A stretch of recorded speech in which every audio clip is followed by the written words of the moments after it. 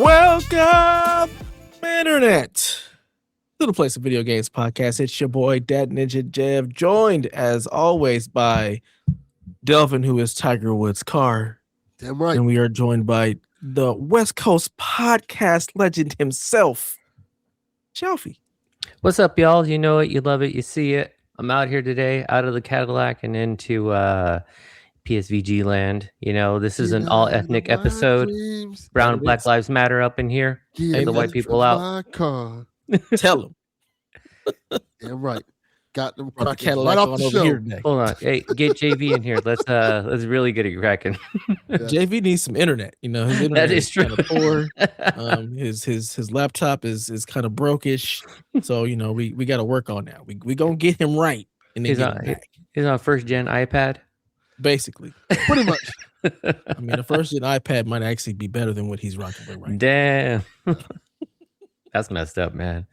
I mean, Donnie's got like 150 Chromebooks. He can't just send him one. He probably could, you know. He probably literally could. JV is asked. Yeah. But I guess there's still that internet factor too. It's like you can't do like two cans in a string. That ain't gonna do it. Nah. So he lives, I guess the apartment that he's in, they provide the internet. So it's like he can't even like go to the router and hardwire in or whatnot. It was just like initially he had his own internet and then the building changed, something that they did. So they were providing the internet to everybody. And so that shit is whack because that's like the hotel internet. Like it ain't good. Nobody want that shit. No. No. You can't watch no booty movies at all. Yeah. What's the point? Why live? Why stay alive? Yeah.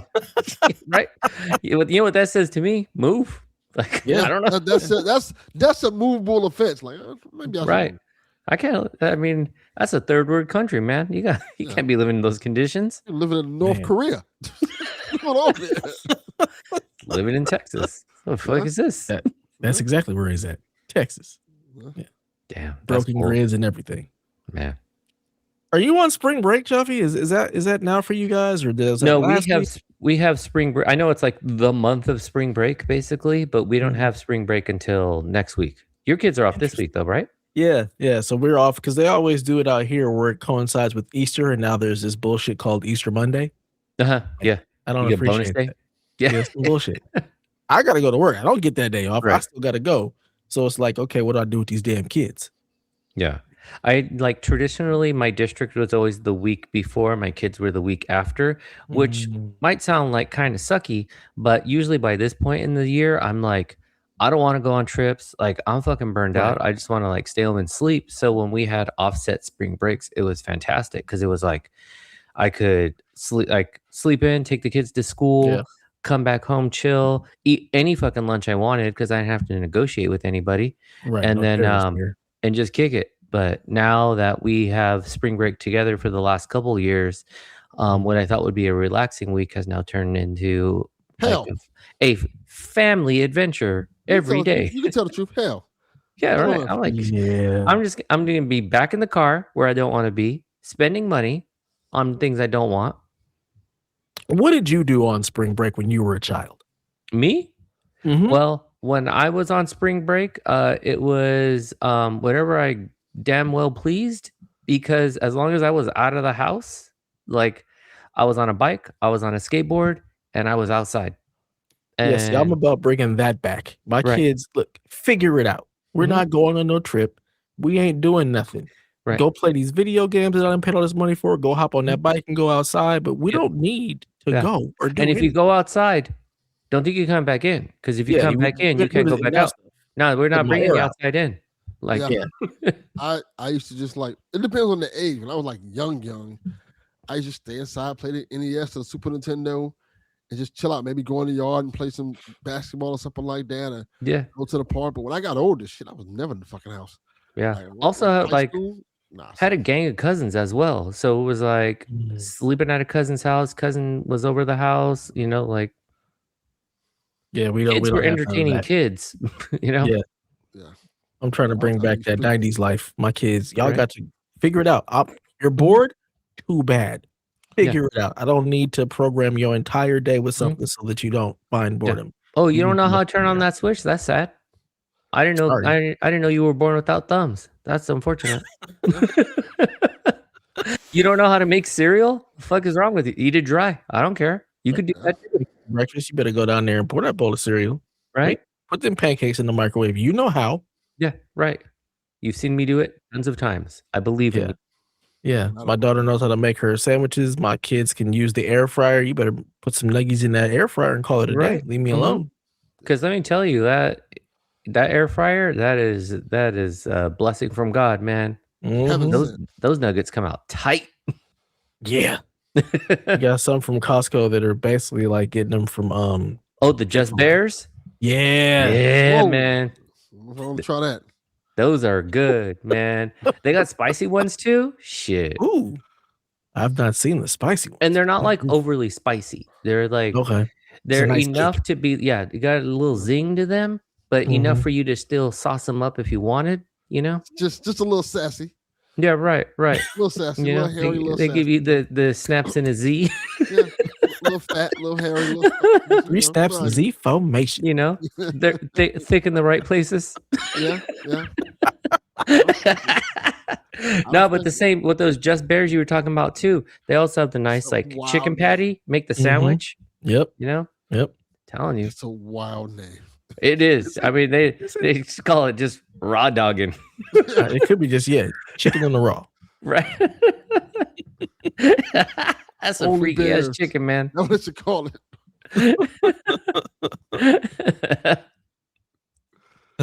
So what the hell you been up to, Chaufie? I feel like it's been a cool minute since you've been over here. Yeah, for sure. I mean, it's just honestly been like it's kind of funny because when I always think back, I'm like, ain't shit going on, just fucking work. And then I'll have to like, especially getting ready for Cadillac like each month, then I'll sit with my wife and I'm like, okay, what did I do this month? And then it's like a fucking laundry list of like 15 things. And I'm like, oh, I did a lot of shit, like a lot of fucking things this month. So I realize I will say, because I was actually having a conversation with some staff members today. And I was just like, I do recognize that I do have a lot of like privilege, opportunities, and access because I really be outside a lot, Yeah. Like I've already gone to like 7 concerts this year. Wow. About to get to some, I still got more shit coming on the horizon. Just got back from Vegas last weekend because my daughter had a cheer competition. And honestly, was just in Vegas like 2-3 weeks ago. Just my wife and I went just to have a good time. So it's like, I'm fucking outside, man, just doing stuff. But, I'm fortunate. And also, if we're living on the West Coast, we don't have a lot of weather. So the snow ain't keeping me in. Nope. I'm good. We free. Right. I mean, it rained for like 20 minutes last night at midnight. I don't give a shit. I'm inside. So like 30 minutes of rain. Like, oh, that's nice. Oh, cool. Well, good. My car's going to look fucked up tomorrow, but I don't care. Ain't that the truth? So, I mean, just kind of being busy with that. And then it's like, it feels super weird that like, it feels like 2026 just started and there's only like school days. There's only like 39 school days left. Yeah. And I'm like, fuck. And so this gets real intense where it's like, I'm writing site plans. I'm building classrooms. I'm closing classrooms. I'm hiring, letting go of teachers, shit like that. Like all those things are just like all happening at once. So it's just been rather chaotic, but big things going down this year. My son's a senior. So he's going to be graduating this year and, super proud of him. I heard your story. I don't know if it was last week or the week before about your boy having his issues in school, which also Donnnie was wilding on that one. Too bad he's not in here. Where he tried to say some wild shit like just give him structure. What? If only. You think you think these kids don't get structure? Yeah, just nah. Just send them to boot camp, military. Right. You can't cage a wild animal. Like no. Just listen, my son, hearing you tell the stories. Yeah, my son was the one who got suspended from things, kicked out of things. Yeah. You want to fight? He'll fight. He loves to fucking argue. And but now we're in a place where honestly, like, I mean, it'd be like, wow, that's what you want to be proud of. But honestly, it's been like he hasn't had a suspension in his senior year. Really dedicated to like studying. He did make some good decisions that I feel pretty good about. Like, he approached me and he was like, hey, He's like, I don't think I want to go to a 4-year like out the gate. He's like, I don't think I'm ready. I think I want to go to the community college, get my 2 years free, transfer to Cal State Long Beach, get 2 free years out of that. He's like, if I can get 4 free years of school, why would I not take it? And he's like, plus they offer the major I want to do. And we kind of figured out his career path as well. And so he's like, why would I not do that? And I was like, you know what? I go, want, and he thought I was going to be disappointed. Like, man, you're fucking up. And I was like, honestly, like, you're going to have a lot of friends who are going to be back your second semester in your second year because they partied too hard, or it was too overwhelming, or they got put on academic probation. 1,000%. And everybody's going to come back. And unfortunately, they're going to be about fucking 5 stacks in the hole. So you just, you're making the right choice. And he's all, plus, Absolutely. I don't want to move out. Like, I'm not ready to move out. And I said, you'll get there, man. Like, when you're That's ready to move out, you're right ready. there. Yeah. And That's so then serious maturity to be able to recognize all of that. Yeah. And so I just told him, I said, I want you to know I'm very proud of you because you actually thought this through. You didn't, like, he would hit me with some dumb shit like, college is corny, bruh. And then I'd be like, you're a fucking idiot. You know, but this one is like, he actually hit me with something good. And I was like, you know, I got to respect it. I think he's making a good choice. I think he's making a good decision. And then next on the horizon is my daughter's just finishing up middle school. So she'll be a freshman next year, which feels weird because it's like, damn, one out the door. And these 4 years are going to go by fast. Go quick. Yeah. So I'm like, shit, dude, this is fucking crazy. Like super nuts. But yeah, so, you know, everything's kind of going well, you know, just hanging with the wife when we get a chance. Cause now that the kids are fucking out and busy, it's like, you know, Gavin's doing his thing. Lucy's usually with a friend or a friend's over. And then we're like, we got like 4 free hours. Let's just get out of the house. We cruise in the Chevelle, grab a coffee, you know, cruise up the coast or whatever. Maybe do some light day drinking if we feel like it. So ain't so bad, man. Right now, honestly, life is good. That's good. Awesome. Yeah. That is awesome. I take it. Be like Chaufie when I grow up. Right? I mean, that too. Shit, the last time I was on here, so I turned, man, I'm an old ass dude. I'm fucking 50 years old now. Than Delvin. Right, that's true. 50. Yeah, you're still younger than Delvin. I mean, Delvin's like 65, so. True. Because though black don't crack, the years are on a different scale, though. Exactly. So, there's that. I just appreciate that everybody calls me old. But me and Chaufie probably live like the youngest life out of everybody. That is true. Like, it is really, really true. I'm out here philandering with women and having a blast. Chaufie going to multiple concerts and stuff. Yeah. Yeah. No. Well, see, real. you only get to philander with women when you get older.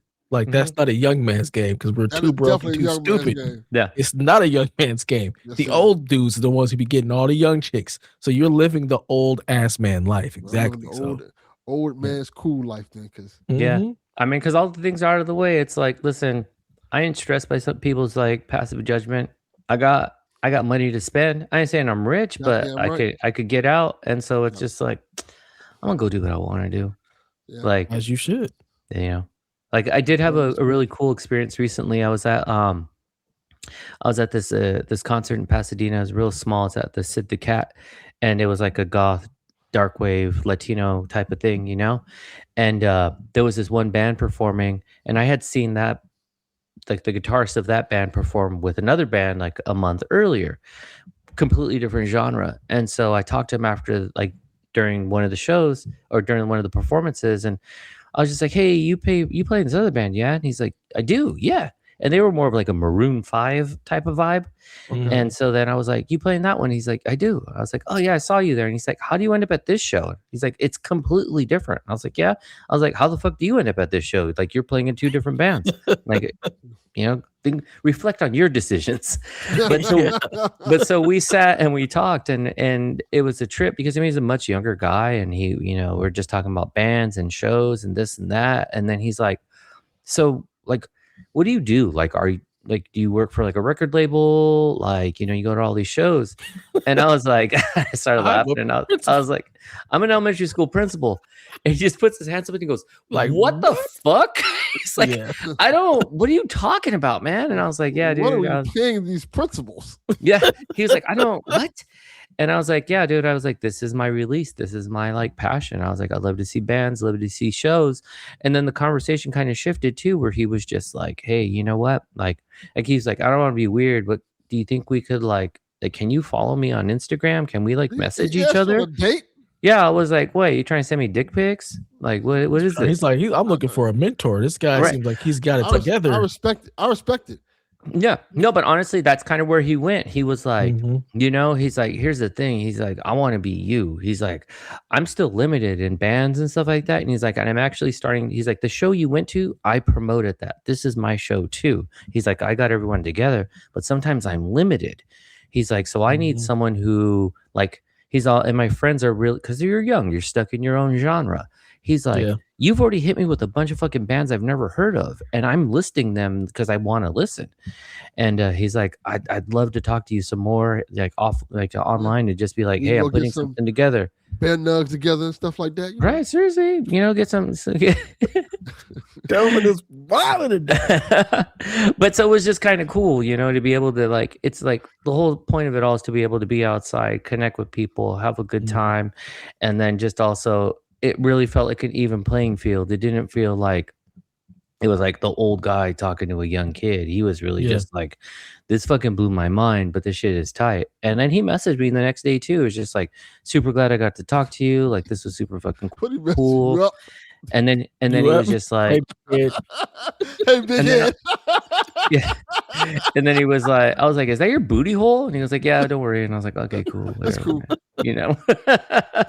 But that's awesome, man. Yeah. Like Nah, for being sure. able to relate to somebody and it just completely blow their mind on that level is That dope. is dope.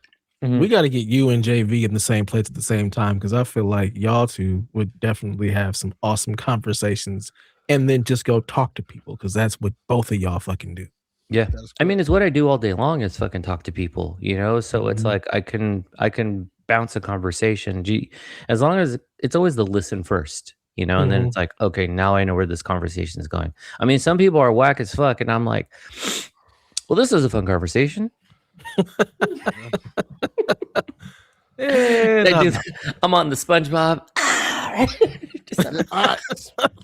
I I'm see about to head myself out, y'all. Yeah, I'm about to head out. that's my favorite thing to do. For real, man. That Irish goodbye is delicious. Just Yeah. gotta go. See you when I see yeah, you. gotta go. So like I said, my shit is on the up and up. I'm stoked. I'm good. Nice. What about you, Devin? What the hell you been up to? No, nothing much, man. Just trying to relax, man. My dad's finally out the house.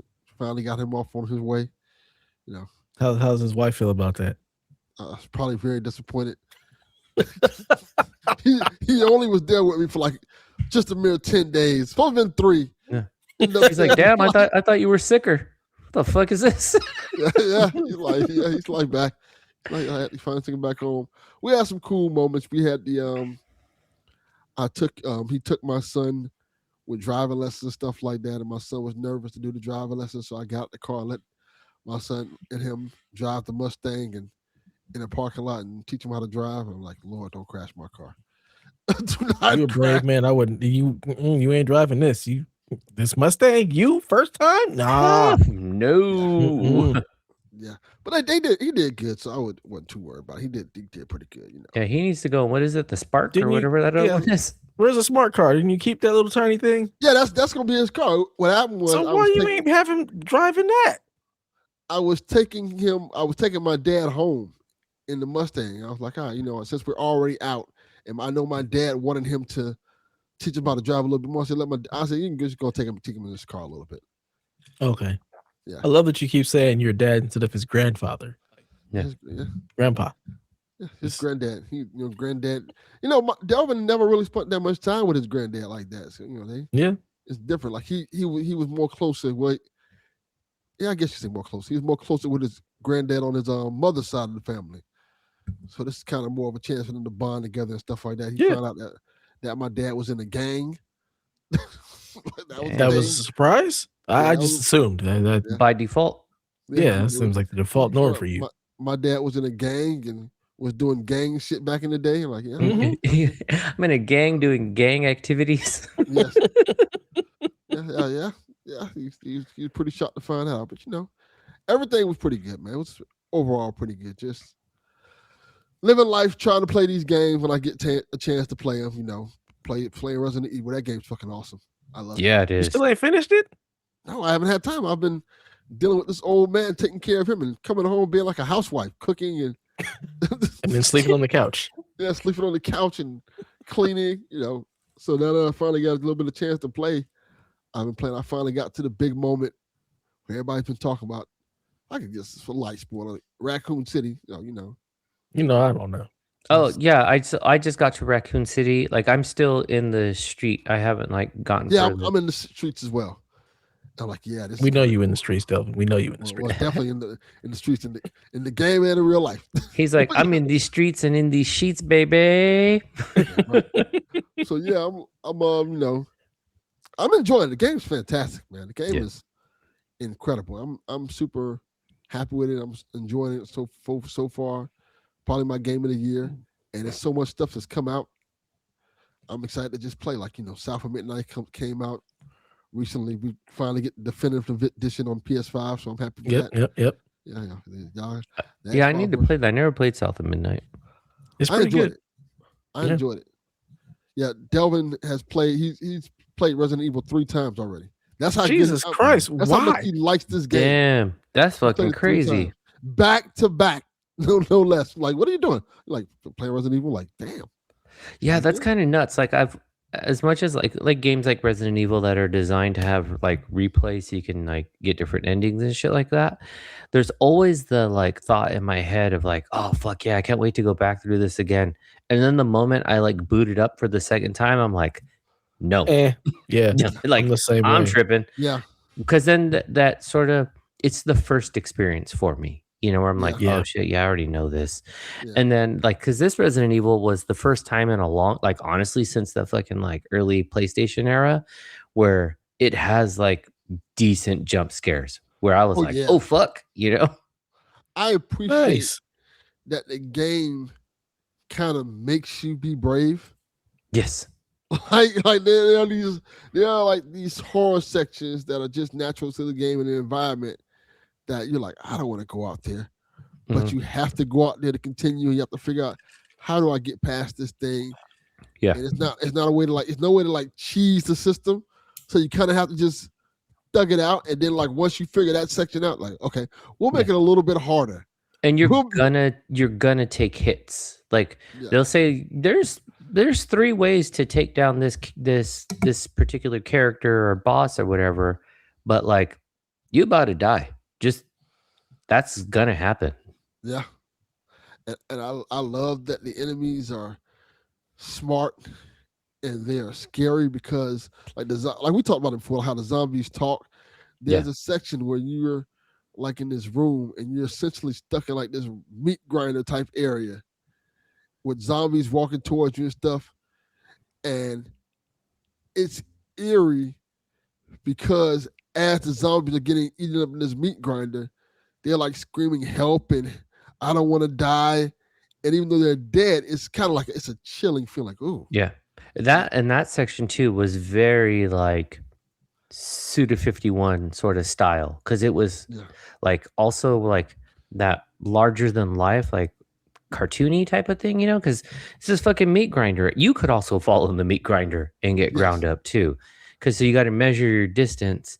But even getting out of that section in the end, when you are like running down the hallway, because it's like jail cells, you ain't got no bullets. I think you lost all your weapons, and there's just hella zombies in front of you, and it's like, fuck. All right. So it really is again about taking hits, but you just gotta figure out how to get to the end. Let me ask you a question, Chaufie. Do you play the way the game wants you to play, or you play it like first, third person? Yes. Yeah, I did it like that, and it makes sense. Apparently, if you play it third person, as Grace, there are sections where she's like running because you're playing in third person. She'll like fall over or she'll trip on shit and get nervous. And so it kind of makes the game a little harder for you doing it. I'm like, damn, crazy. So you trying to take the easy road? All right, you'll have the Maggie disease and fall every 5 minutes. Right? they're like, oh no, don't forget, this is a white girl in a horror. She's gonna fall. She's gonna fall. Yeah, like, but it's gonna be about like 100 yards away from the killer, but still falls and he catches up. 1,000%. The game is dope. It's fantastic. I'm enjoying it. I'm enjoying it so much. There's other games I want to play, but I'm like, I gotta finish this Resident Evil first. Like I want to play South of Midnight. I really want to get back into that game because I love the game. Did you finish it the first time? No, because I traded in my Xbox, and then when I got it on Steam Deck, I was like, I don't want to play this on this. It doesn't feel the same. Sense. Yeah. But I kind of really enjoyed that experience of South of Midnight, the culture behind it, the storytelling, just the old Bayou feel, the way the game looks visually. The music is great. The music, that's what I hear about it. And so I kind of want to get thoroughly back enjoyed that one. Yeah, and there's a couple other games I want to get into that I really like. Not Crimson Desert. You're not trying to RKO people for yelling for cursing you out? I tried that shit for like 5 minutes. I'm like, these controls are awful. Like, so you tried it? Did you return it? Not every time. I'm waiting for them to patch it because I'm like, this game. There's been a lot of patches, so they need to patch them controls. Them controls are legit terrible. They did patch some of the controls, so I would say it might be a good time to jump back in. I'll get back to it like wintertime.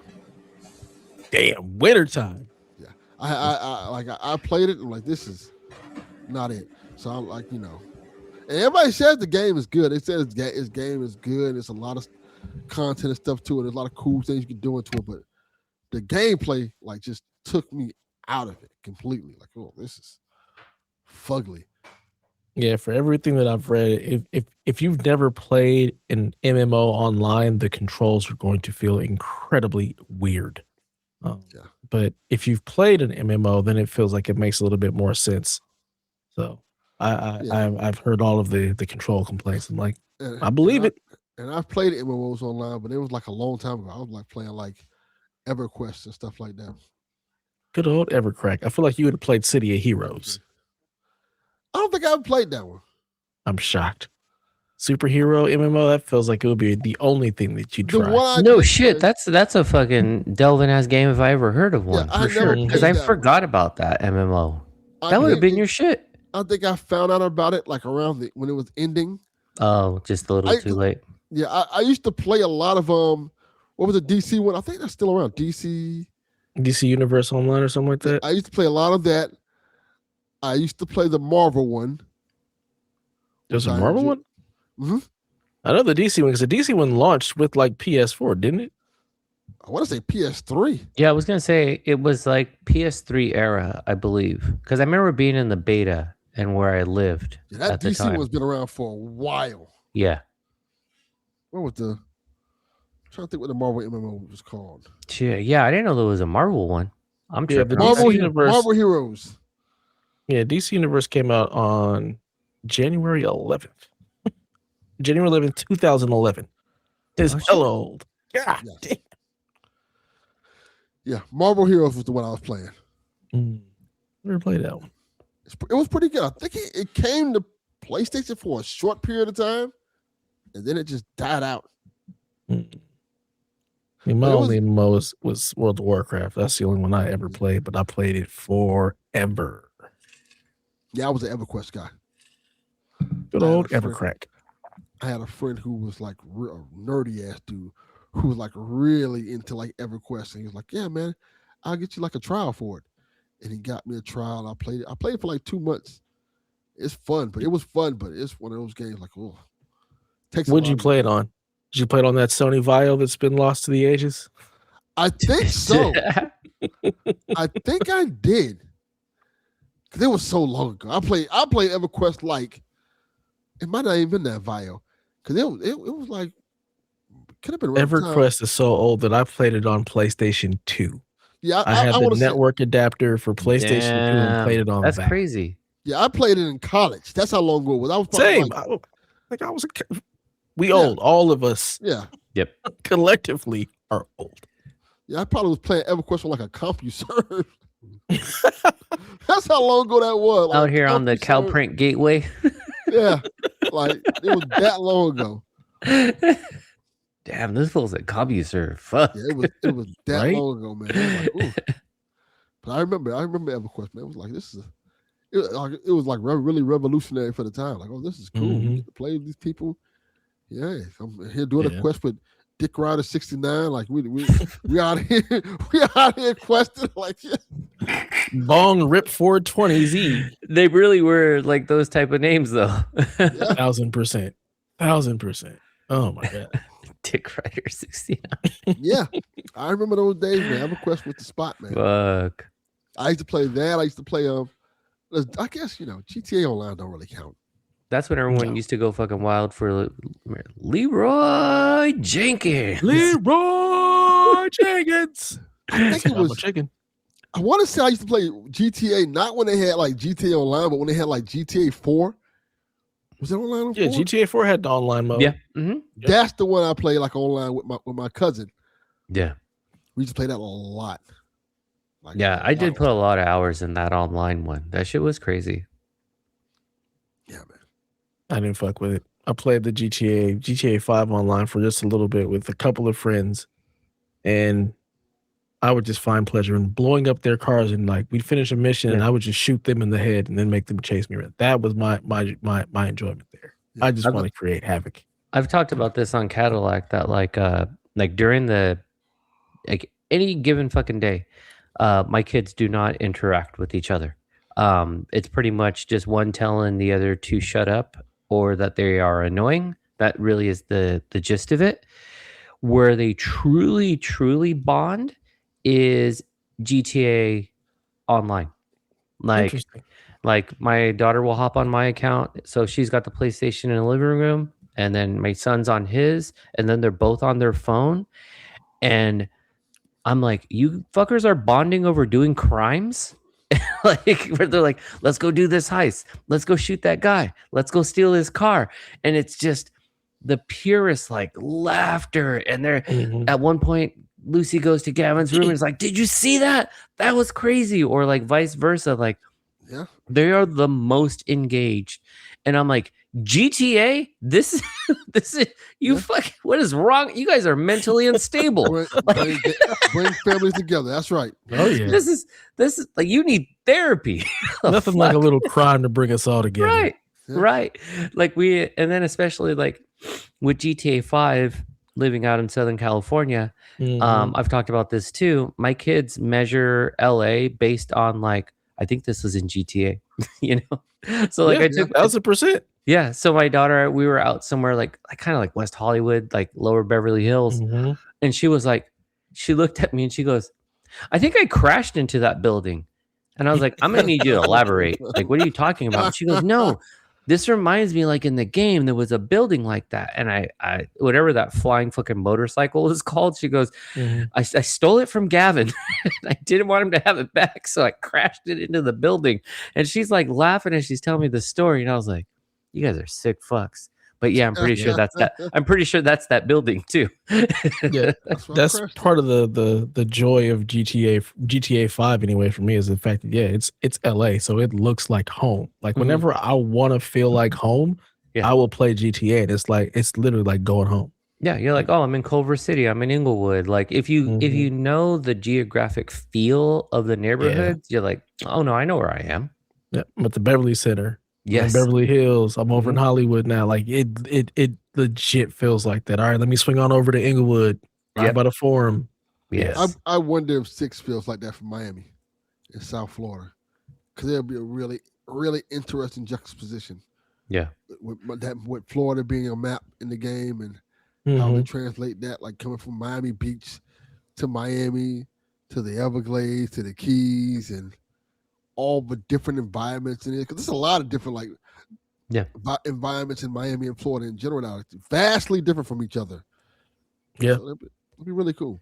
Yeah, I'm really curious if because I've seen a lot of those theories, and I don't think it's like probably possible, but the idea that there's supposed to be one more like GTA Online mission being dropped that will then help you carry over the online into GTA 6 online.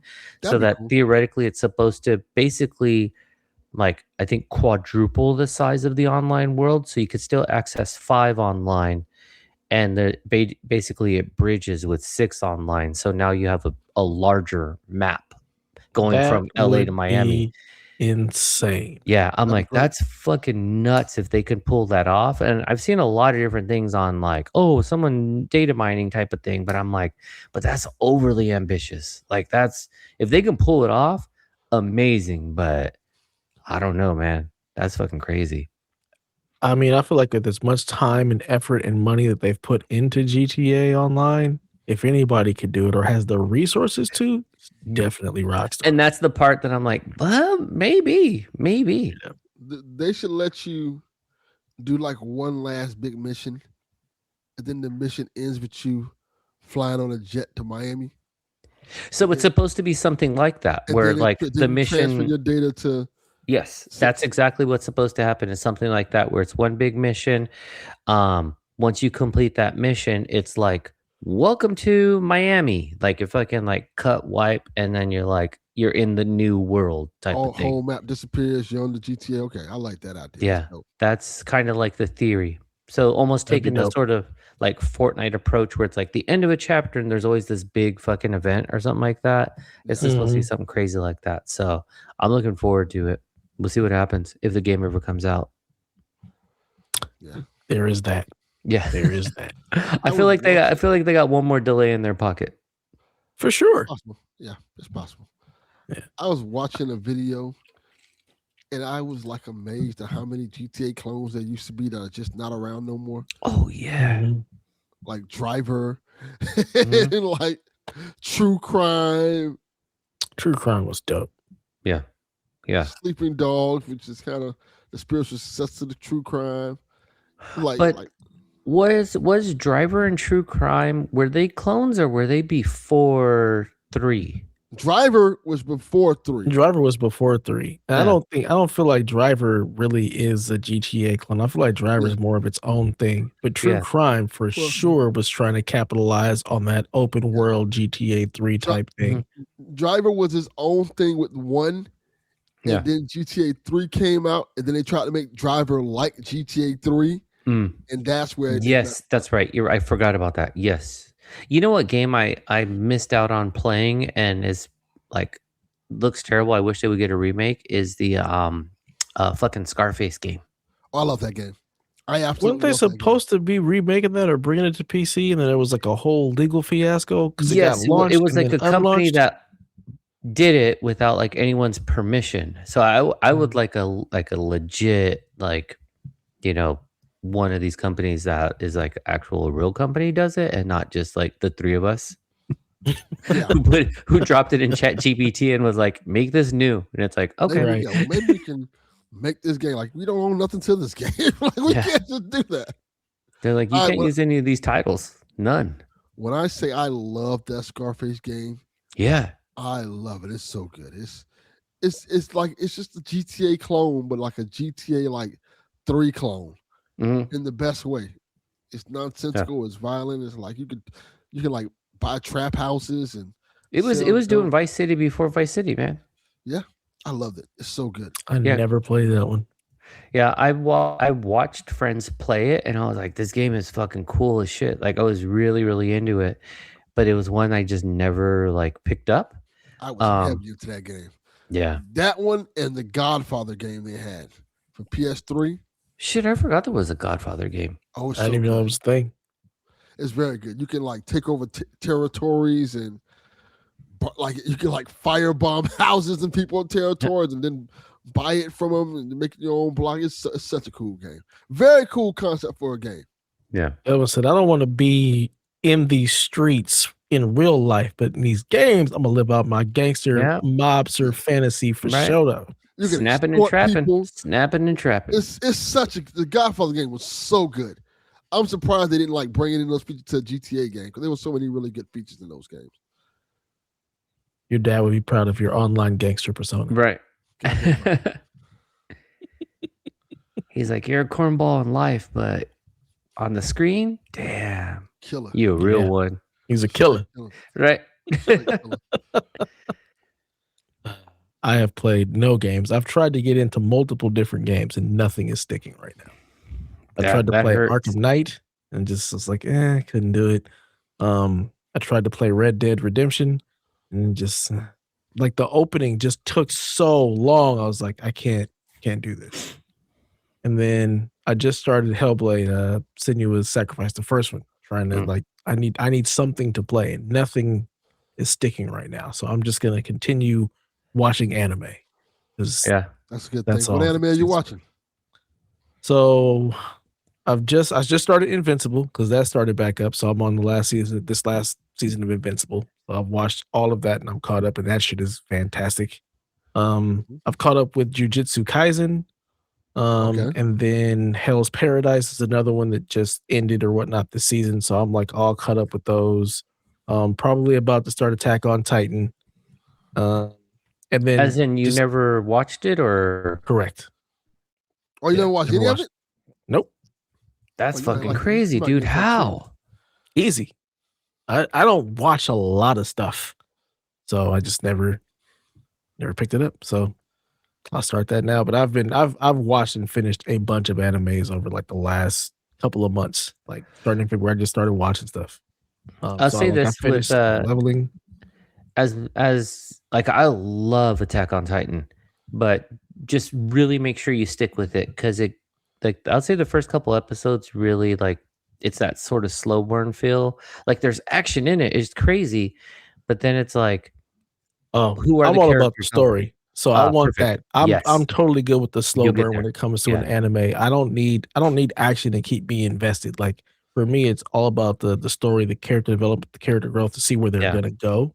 So I'm totally good with that. Like I'm all in for that. So yeah, I'm excited to pick that one up or start that. I think I still haven't seen the series finale though. I need to get a hold of that one. We need to do what you just told me and finish the story. All right. Right. You got here like Cody Rhodes not finishing stuff. It was a delay or like held. So it was like you got through the whole season. Yeah, really, really long. And like months to a year or something, like, because it was like in a movie and then it was like waiting for it. So I never went back. So I got to get on that. Same thing happened with My Hero Academia. They did the long delay. Then when the seasons came back, I'm like, I'm not watching this right now. And now they finished the series. I'm like, okay, now I'll get back to it and watch the whole thing. Yeah, nice. I'm looking for a show that gives me the I like the sort of the animes that have a little more of like a spooky-ish vibe. Like I really love Tokyo Ghoul. I loved what is it, Black Butler, and there's another one. Damn, something like Izumaki, I think it's called. Oh, it's on my list. I think we had talked about that one because that one's like the one, the artist style, and then there was like this one like Children of Eden or something like that. Mike Fowler had recommended. Fuck Mike Fowler. And so he's still around. He's around. He's in the chats, you know. But that's kind of like my jam there too. Is I like the person who like whatever demon erupts out of them because they're mad or shit like that, you know. I like watching a lot of Korean horror films. See, I'm not into the horror. I'm way more just sci-fi. Like I want the science fiction type stuff. The horror just doesn't do it for me. They got a lot of good, like the Korean films are really good, man. Is that who did Train to Busan? Yes. Yeah, that's really fucking good. That's a great movie. Watched the other day that I thought was really good. I can't remember the name of it, but I found one of the shows called All of Us Are Dead, which I watched, and I thought the first season was really good. There's a couple other ones I've been watching, but the shows are pretty. The shows and the movies, for that matter, are really, really good. I've just been really enjoying. All of Us Are Dead. Yes. You start the new season of Daredevil yet? I watched the first episode. Okay, there's 3 now. They released 2 last night. Yeah, I was 2 episodes. Yes, let's go. I didn't like the first episode that much. What the fuck? Like it's all right. Like what I think it is because when they first started the reboot of Daredevil, I loved the first episode of that one. That first episode was insane. It was. You know, like this one, like it's all right. Hey, you know, you got to get back in. It's a slow burn. You know, like that reminds me. Shit happened. Is Penguin coming back, or was that a one and done? That's a good question. I think it was supposed to come back. I think they were they were talking about like a few different things with that show. I know they were talking about like doing a Gotham City TV show. I was gonna say, isn't basically like the next part of that the Batman movie? Yes, and they also said that might be it. But the Penguin show was really good. Yeah, that shit was amazing. And so the fact that we haven't seen it again, I'm like, wait a minute, what happened? Yeah, I haven't finished that. Me and the wife were watching that, and then we just got sidetracked and didn't finish it. So I have to get her to stop playing around and let's finish this story. Like we started Lovecraft County and just got sidetracked so and fucking didn't good, finish man. that. Yeah, I'm like, can we finish this, please? Fantastic show. That was Otherwise, that's an watch unfortunate myself. loss. Yeah. Just so far, yeah, I'm really digging that one, and that has all like the horror and sci-fi elements. I'm like, Yep. I can get with this. Yeah. This works. And it's a sweet balance too. It's not over one way or the other. Like I was into that. Yeah. Yeah, I really enjoyed Lovecraft County. Too bad that guy got canceled. Right. Yeah. Yeah. But I mean, he got canceled way after that got canceled. Yeah. That's true too. Yeah. Based off everything that's been happening lately, I might want to bring him back. I mean, like considering why not? Why not? Yep. Considering everything else is going on, like, yeah, you can bring him back. It's all right. He ain't the worst. Nope. Yeah, he ain't the worst. Not at all. Not even close. Not even close. No. Though he did do that weird thing. You guys remember when he fucking tried to break up that fight with the high school kids? Yeah. That It was all choreographed. Looking Fucking like corny, man. Joe Clark from Lean On Me. Right. Stop. Like looking dead at the camera. You shouldn't do drugs. Like, man, Looking like get out of here with your corny ass fedora, man. like a G.I. Joe commercial. It really was. Yeah, where it was like the little the little mini cartoon at the end. Yes. Yeah. Hey, little Billy, don't do drugs. Roadblock. And now you know. Yeah, No, now off the bat. How the fuck these little kids know who Roadblock is? Isn't G.I. Joe like a secret organization? Right. Everyone knows his name. Apparently not. Just like, it's Fucking Roadblock posters from on their G.I. wall and shit. Like, wait a minute. Aren't Look you at- Roadblock from G.I. Joe? It's Lady J. Bitch, that That's would be gung ho. Yeah. That would be secret. How do they know this? Nah, for real. It's But also Telerat. too, they don't have like the calmest like secretive costumes either. It's like, No. oh, that's a whole ass white ninja. Yeah. Storm Shadow, you ain't sneaking around nowhere in that Zero. outfit, sir. Nah. It's kind of trash, Storm Shadow. Fucking- We can see you. Zartan changes colors in front of your face. Yeah. Like, oh, that guy's got a condition. Yeah. You got a big Lido. He's got weird Aligo, man. You got that Michael Jackson shit. Man, I If- saw on Twitter the other day this guy, maybe Dad might have sent it to me, trying to explain that the Thundercats were actually the bad guys in this series, and I was not having it. Like, nah. oh, I've seen that. Yes, I didn't see that. I have not I seen think that. Mike but- Fowler sent it to us, and it was That's like, probably what it was. Like, this son, this ain't it. This sounds like some bullshit. Because apparently the planet Earth, which I think he got wrong. I need to rewatch Thundercats to make sure. Because apparently the Earth, the planet they were on, was Mumra's planet. And the Thundercats came to that planet. And you're like, well, they just invading this man's land and trying to colonize. I'm like, I don't think that's how that happened. You're not allowed to just take a whole planet, fam. Like, Yeah. I mean, but they are cats, and you know how cats do. They just like they want to take shit over. They're like, this is my It's house true. now. It's true. I mean, yeah, So- because they are. It's the planet they were on was Third Earth, but they're originally from the planet Thundara. correct. Yeah, So maybe they did just take over Mumra's land. I mean, it's possible, you know. that, Like that's what. five of That's, them. that's why Mumra was like everything was all fucked up and shredded. He's got these cats going around fucking up his curtains, messing up his chair. So you know what? Now I believe the video. Now I'm like, you right, Yeah. man. You're right. And then Mumra got upset and changed the whole dimension on them, and they became the Silverhawks. And now we're doing this again in space. 'Cause Exactly. It's the same damn thing with the same It's voice literally the same actors. show. Yeah. It's literally the same show. They No, didn't even try. someone said on, I think it was on Instagram too, it might have been something else he sent us that was like in a trip that like Linos, like the light is just like the red beam that like attracts cats anyways. Like it's like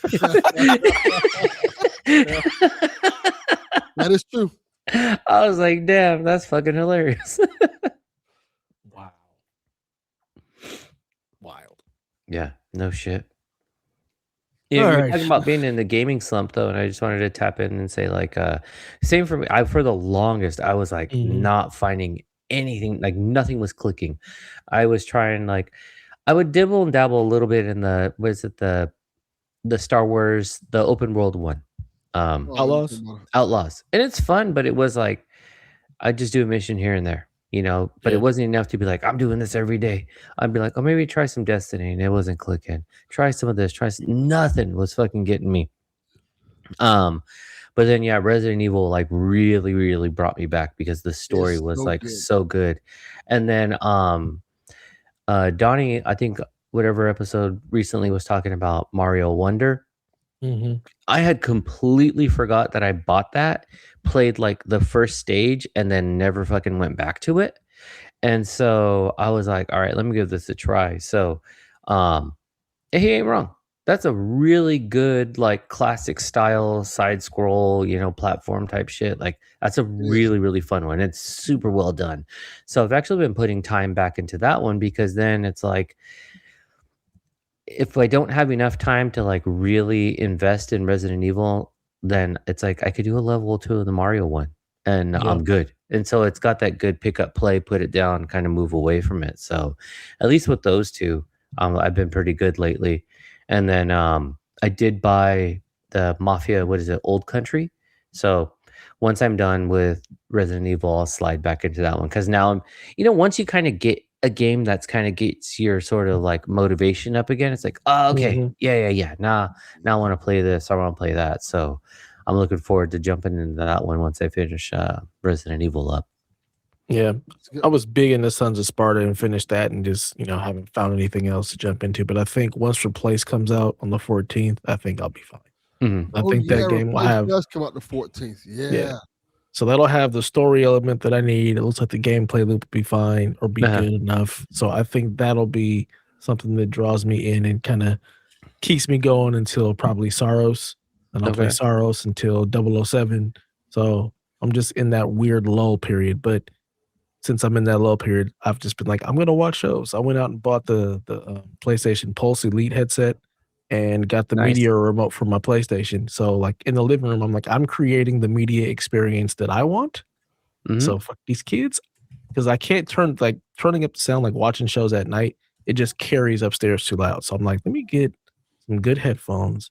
The PlayStation is going to give me a much better like look and feel than like the Roku does. I'm like, let me get the remote too. And I can just create my own little media experience that I don't have to hear nobody or deal with nothing. So that's basically just what I've been doing. So I'm like, all right, we're just going to watch these shows. We're going to boot up this Crunchyroll on PlayStation. And it'll be good. So.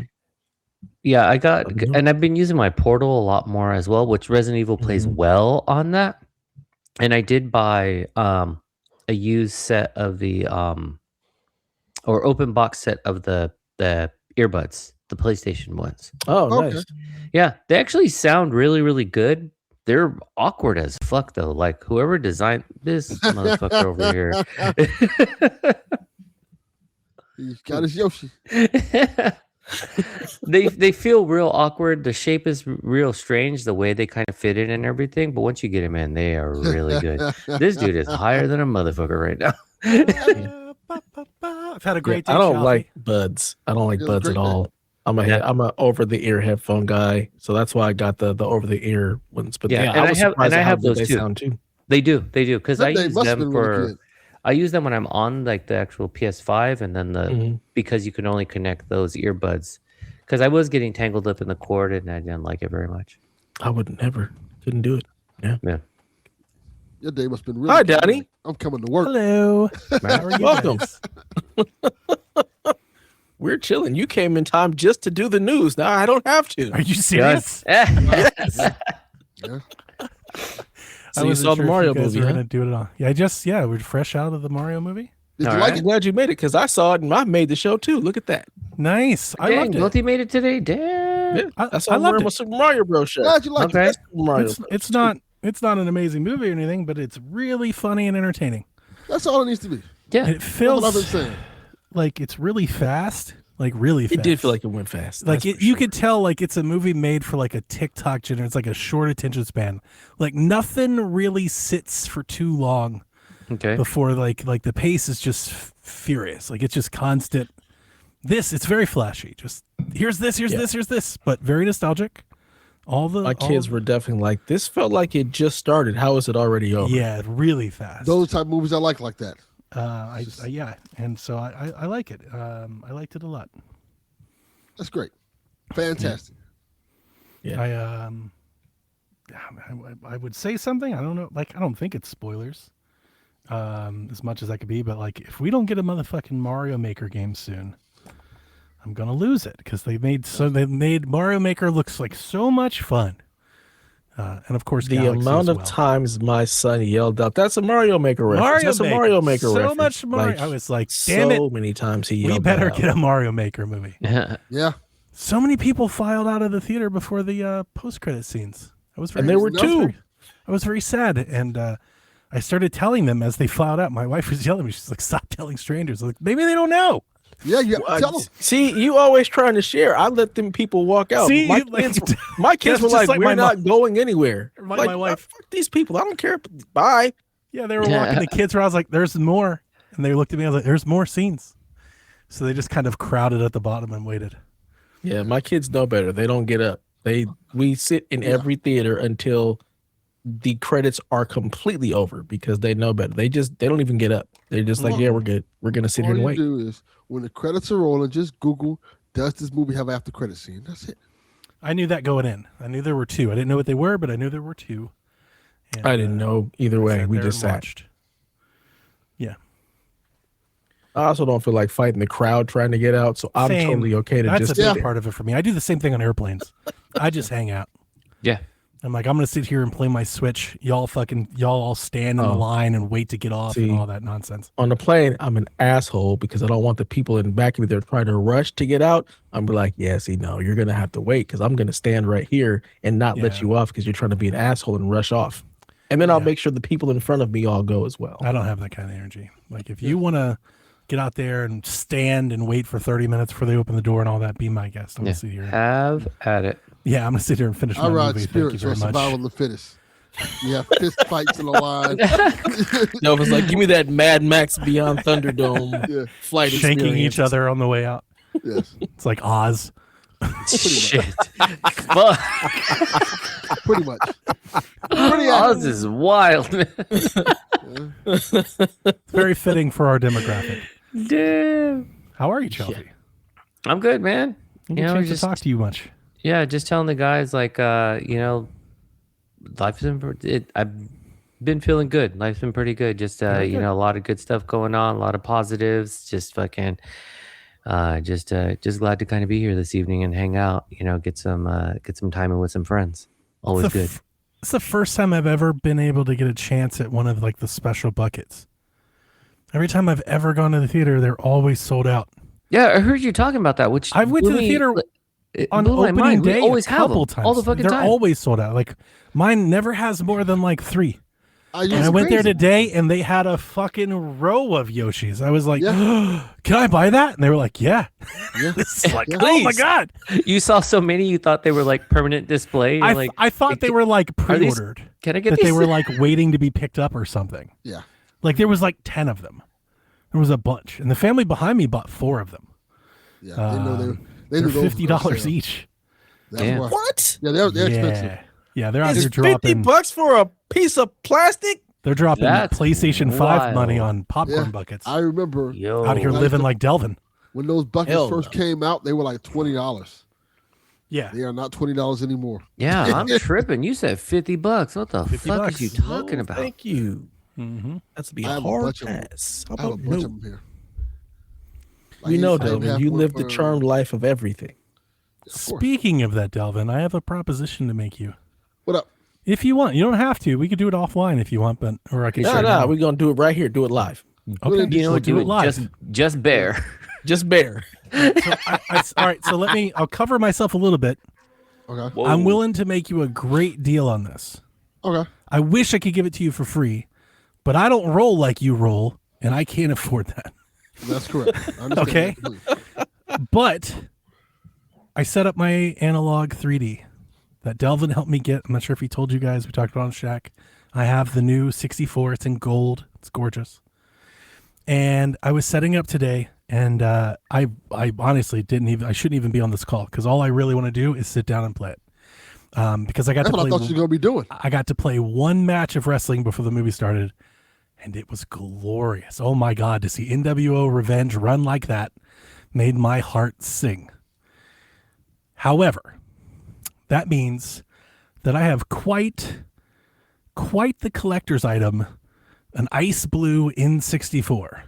Whoa. With matching controllers and an HDMI adapter and a flash cart that when my new flash cart arrives, I will no longer need. Now, I could box it up like Dev and put it in the closet forever. I could sell it, but I know my man is over here with the Temu 64. And Delvin, I will cut you like a 75% off deal if you are interested in just me putting all of that in a box and sending it your way. I'm down. Sure. Then you will have a legit 64. I'm down. That works for me. And the cart works. You just slap it in, play wrestling games. You're off to the races. Why did you help Donnnie get the analog 3D but didn't get one for yourself? See, now you're gonna make me tell the story from Shaq. Tell the story. Because now I'm confused. I'm like, wait a minute. Why is he offering you the Blue Ice Plate 64? How do you not have one also? It wasn't that type. You know I don't listen to. You know I don't listen to Shaq, so I don't know the story. Johnny can break it down. What happened? All right. So this past weekend, the M64 from Mod Retro showed off their controllers. They've been talking about we're doing the real controller, the bear prong, the trident, the claw, whatever you want to call it, the old school 64. And they said we're making the ultimate controller.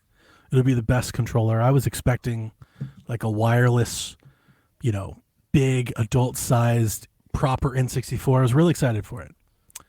And then they announced this weekend, I'm assuming tariffs or something related, that they've partnered with Hyperkin to include the Hyperkin wired plastic 64 controller that you could buy for the last 25 years. That ain't sitting on a shelf everywhere. And I was like, oh, I don't want that. So I decided I was going to buy an analog 3D, Dev. I was like, fuck it. I've been waffling between these two options. Let's just go ahead and do it. Now, analog being analog, of course, most of their stuff is already sold out. Right? They got everybody on the front with the black and white. Then they came out with the fantastic color models. They've come out with a couple alternatives. There are still some you can buy from the website. They've raised the prices on all of them. But the one that they almost got me on was a gold 64. I've always wanted gold. I've always wanted the gold 64, the Toys R Us model, the Zelda model is what I've always called it.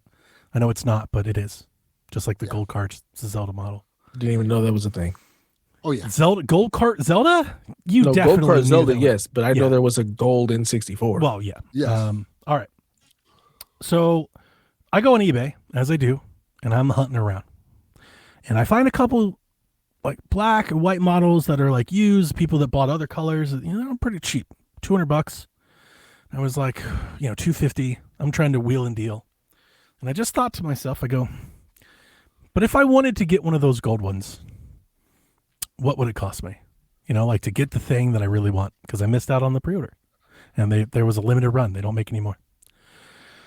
So searching up eBay, you will find many of these, and they are $500, $600, $700, $800. They're selling these fucking things for. They're very expensive. Mm-hmm. I think gold must have been a really limited model because these things are through the roof. And I was like, well, I'm not gonna buy any of those.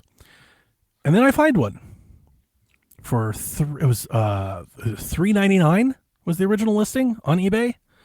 And I messaged them and I was like, hey, would you do 300? And they immediately told me no. They were like, absolutely not. We can't do that. And I honestly was like, that's fine. I will, I'll just buy one of these black ones. Like I want the gold one, but it's not that big a deal. And I noticed that the logo, like when you message them, right, you see their user profile. So I saw a logo of their user profile and the logo looked professional. It didn't look like somebody just took a photo or something like a Twitter photo. It looked like a store. So I started Googling around and it is a store. I was like, oh, I wonder if they have a listing on the website. So I go to the website and looking, I can't find anything. And I'm like, I wonder where this website is. So I Google it, Google Maps, and it's North Beach, Miami. Oh, shit. So this past weekend, I immediately called Delvin. And I said, hey, Delvin, check this address. How far away from you is this? And he just happened to be out driving with his dad and his son. And he goes, Donnnie, it's about 10 or 15 minutes from me. And I said, I need you to take a detour. And I need you to go ask these people if they'll take $300 for the Analog 64 they're holding in gold. And it's not a video game store. It's a card shop. They have Magic the Gathering and tables and stuff. But for whatever reason, they had an Analog 3D, which Delvin told me was under a pile of shit. Correct. Which makes sense because the corners of the box were all smashed in. I was like, oh, that's lame. But who cares? I don't need the box. And Delvin went there and offered. They didn't have to ship it. They didn't have to, right? They didn't have to pay any eBay fees or anything. And they accepted Delvin's offer. Yep. So Delvin got that, went over to the UPS store, sent it my way, and I sent Delvin the money with a big, big, heavy thank you. Thanks, dude. I'm very happy. This is very exciting. Very nice. Very nice. Everything's coming up Millhouse for me this week. Yeah, that's awesome. Mario movie, got 64, got Yoshi Bucket. We're kicking it. And that 64 is sweet. Oh, I can't wait to play it. So if you kind of girl math this, you actually save $50 because you got the Yoshi and the analog and save $50 in the end. He's right. How did I? Oh, yeah. Yeah, true. It's girl math. Yeah, Girl that's math, true. Sure. Yeah. Right? Because you would have spent 400. Yeah, if I wanted to buy it, I would have spent 400. Yeah. Mm-hmm. Yes. So you save $50. And I thought I was being smart because they also had a cheap ass controller that they were trying to pair with it. And I was like, can I give you 3 without the controller? And they told me, they're like, if we don't sell the controller, nobody's ever going to buy it. I'm like, you're right. Because nobody wants this shitty ass jank controller. But it was like, so today I went and got it from the UPS store and I brought it home and I was rushing to get it all set up because I had to update it. I had to update my flash cart. It's a whole rigmarole. It was a nightmare trying to update that fucking flash cart. Just horrendous. But I got it done right in the, I had 10 minutes before we left and I got it done and I threw it in that bad boy. I was like, let's test it. And I tested it and Delvin, it's immediate on those wrestling games. Like mileage may vary for the other games, right? I got to spend some time with it and really check them all out. But that wrestling game, when you start getting in and out of the menus like that, like in lightning, it was like, oh, like it was immediate. That's perfect. It was, I was like, holy shit, this is way better. So that was lovely. And then, yeah, I was sitting there with Jack and I was like, so now what? I've got this ice blue 64. I've got matching controllers, matching accessories, because I care about the way my things look, as you all know, has been well documented. So when I bought it, like right now, guess what I'm doing? I'm buying gold controllers. Of course you are. Of course I am. So I'm surprised they weren't already in the mail on the way to you. 2 of them are. You sent Delvin the money. 2 of them are. Yeah. I had 1 on the way already. And I have a wireless gold N64 controller from Retro Fighters. So again, coming up Millhouse, this is all working out for me. And I was just sitting there. I was like, what am I going to do with all this stuff? Like, I hate boxing things up and just sitting there. It feels like such wasted potential that somebody could somebody could use this. Somebody could, enjoy this. Caring about people shit. I just want, I want people to be happy, especially. I don't. The first thing that hit my mind was Delvin. Now, if you don't listen to Shaq, you don't know is that somebody got Delvin 64 from the Plays Wrestling Games. Yes. But it's the Temu 64. It came out years ago. On his Amazon wish list. Everyone hates it. like the YouTubers and stuff, like everyone that cares about 64, they're like, oh, this is terrible. Yeah. And it's fine. Like it plays the games, but correct. Mine plays them better. Yeah. And I was like, I think Delvin would love this.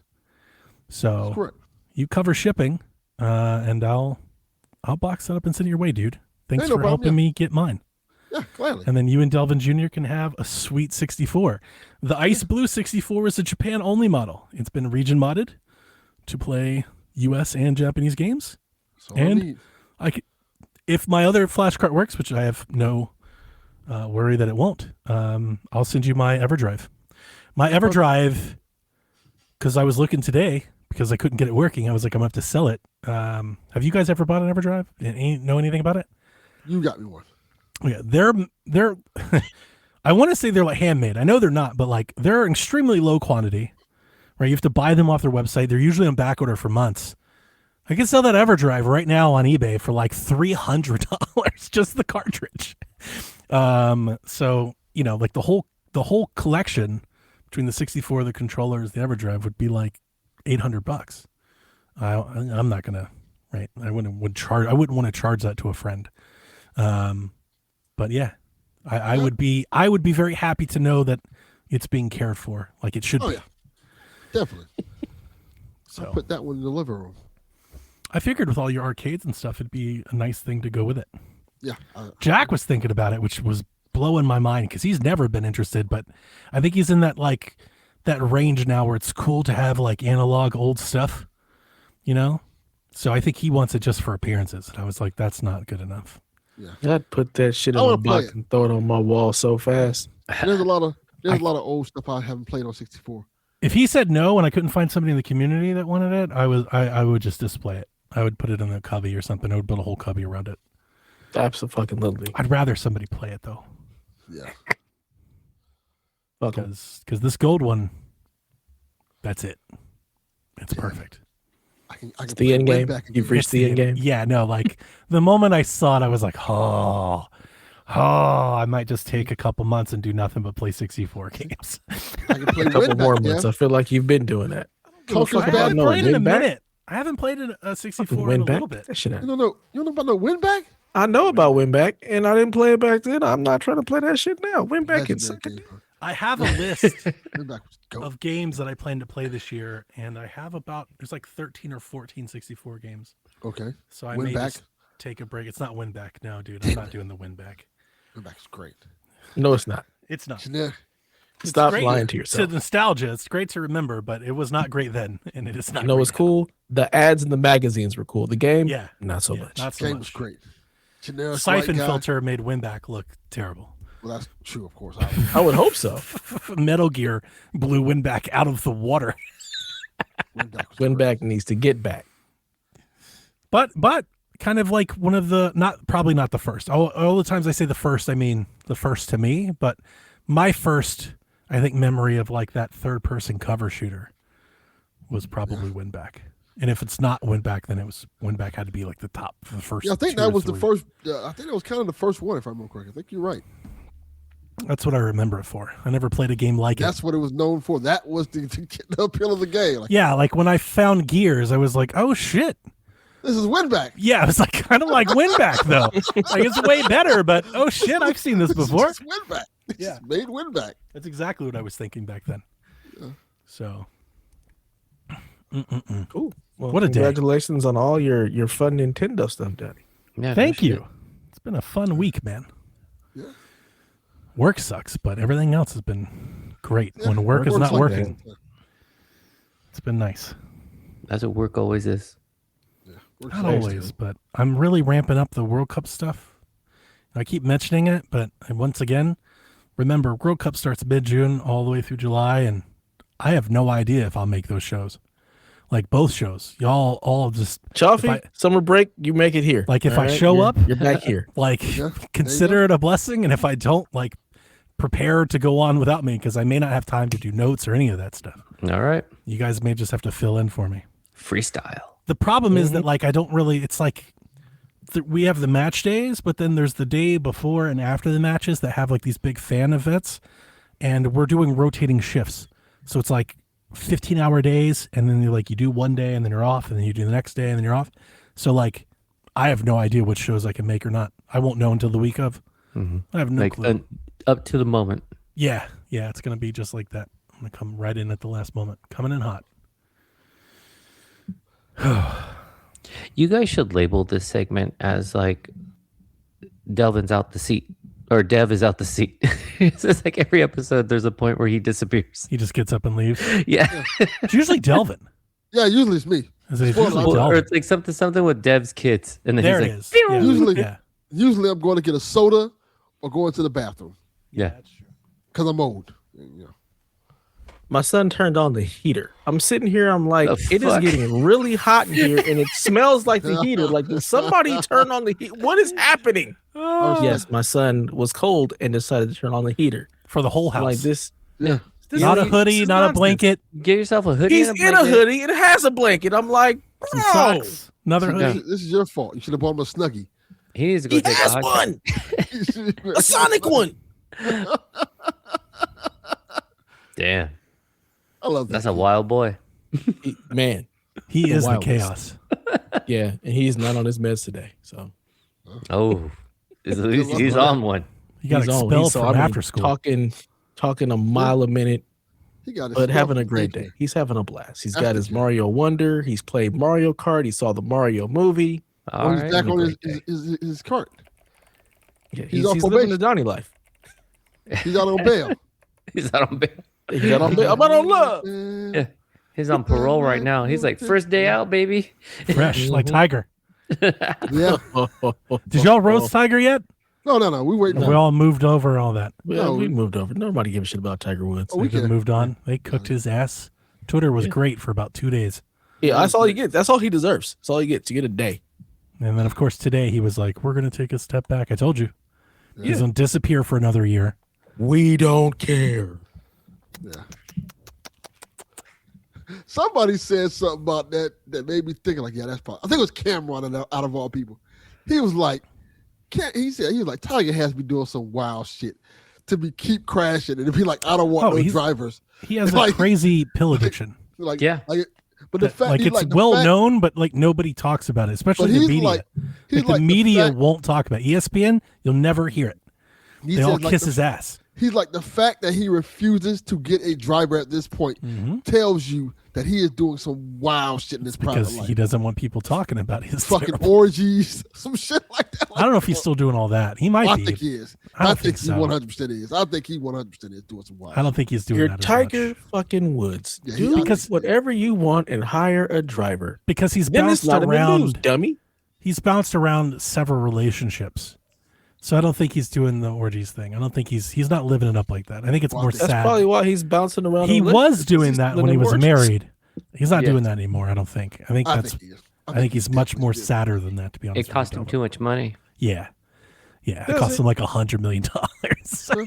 He's like, why he oh, doesn't this get wasn't married. worth it. I could have just like rented them and then. That's probably what he's doing now. He's probably I'm renting them saying. now. Now, my point when I was golfing and working at the golf club in high school, my wife, she's heard me say it 1,000 times. Back then, there were rumors of all that shit going on with Tiger, and I was like, why? I've just always wanted Tiger to just be Tiger. Like, why can't you just be in your own skin? Why do you have to have this like facade of what you are?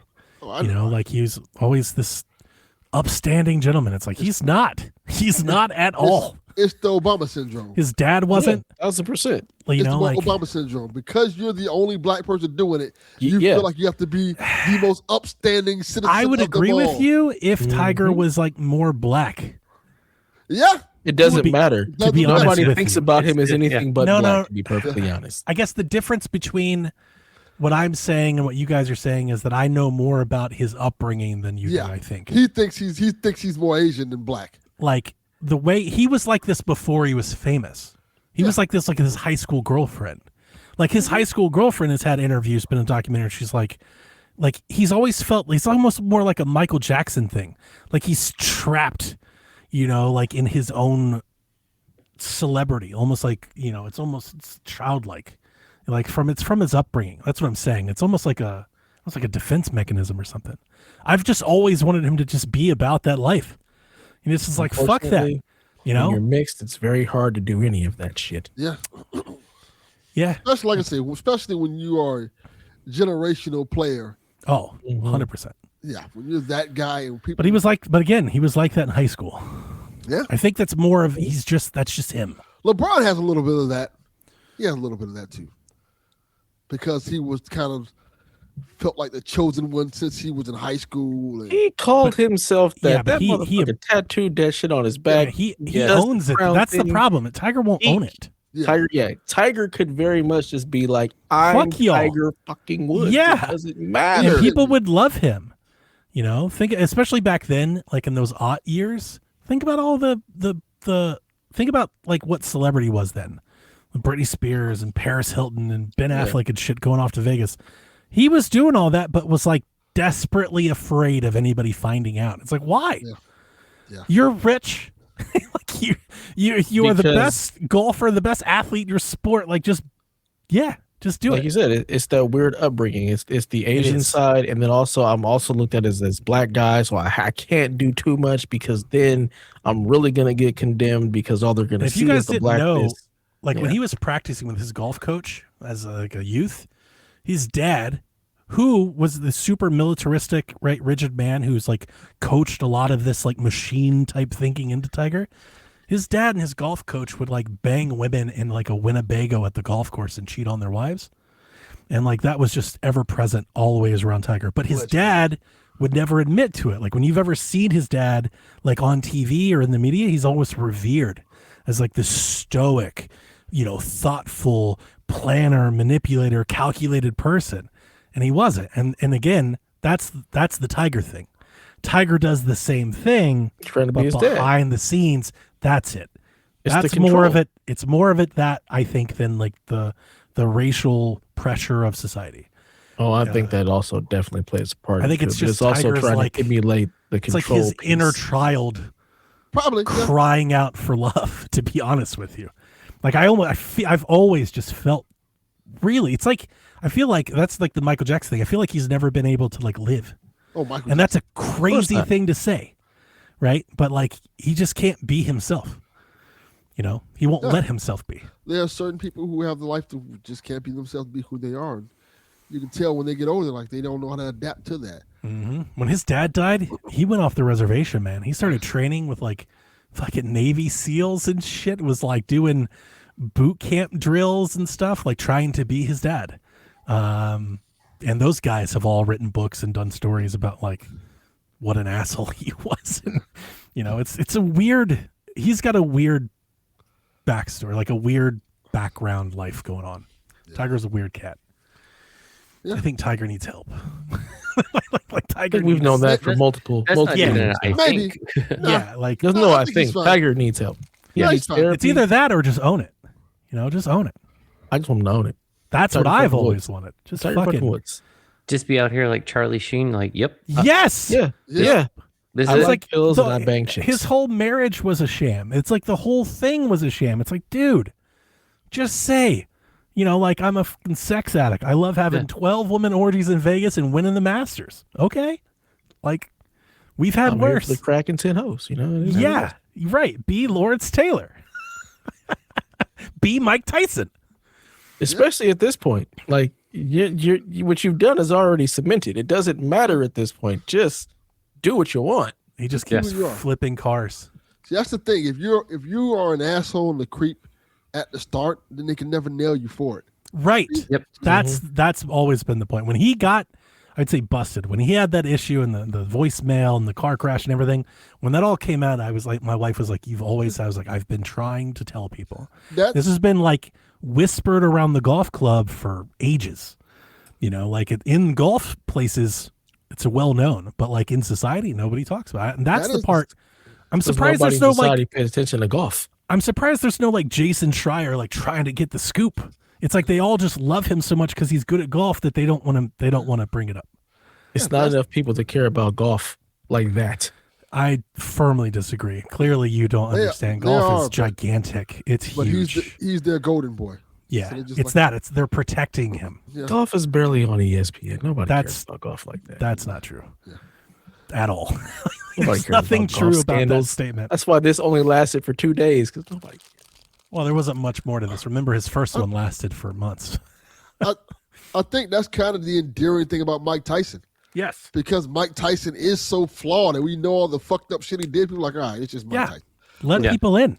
Like, let us in, Mike Tyson has said some wild shit. Even lately, he said some wild shit. People are like, oh, it's just Mike Tyson. Yeah, nobody even talks about it. People don't even discuss it. Exactly. You look at how much like John Daly is revered. He's not 10% the golfer Tiger Woods is, and golfers love him. Yeah, just gotta be who you are. Sometimes being who you are, even if it's a piece of shit, if you come out as a piece of shit from the beginning and everybody knows you're a piece of shit, people are like, all right, whatever, it's fine. Do you guys see the picture of him standing by the car as it's flipped over and he's like on his phone? Yeah, He's just staring at it. it's great. Like he's calling his mom. Right. Mom, I flipped another I car. flipped the car again. That's exactly what it looks like. There's like, and I want to know who took the picture. It's like a neighbor, like walking on did it his again. lawn, sees Tiger's car flipped over out in the street. If I'm passing by that, I'm taking the goddamn picture. They say I say they.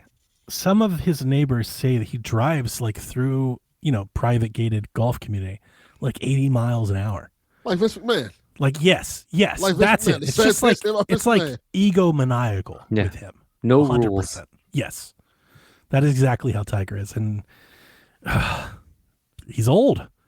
Like, you can do that in your 20s and 30s. But, like, dude, you're 50, man. Yeah. Time to slow down. Hear that, Delvin? It's time to slow down. Yeah. All right. Can't be living You got that that life. Mustang.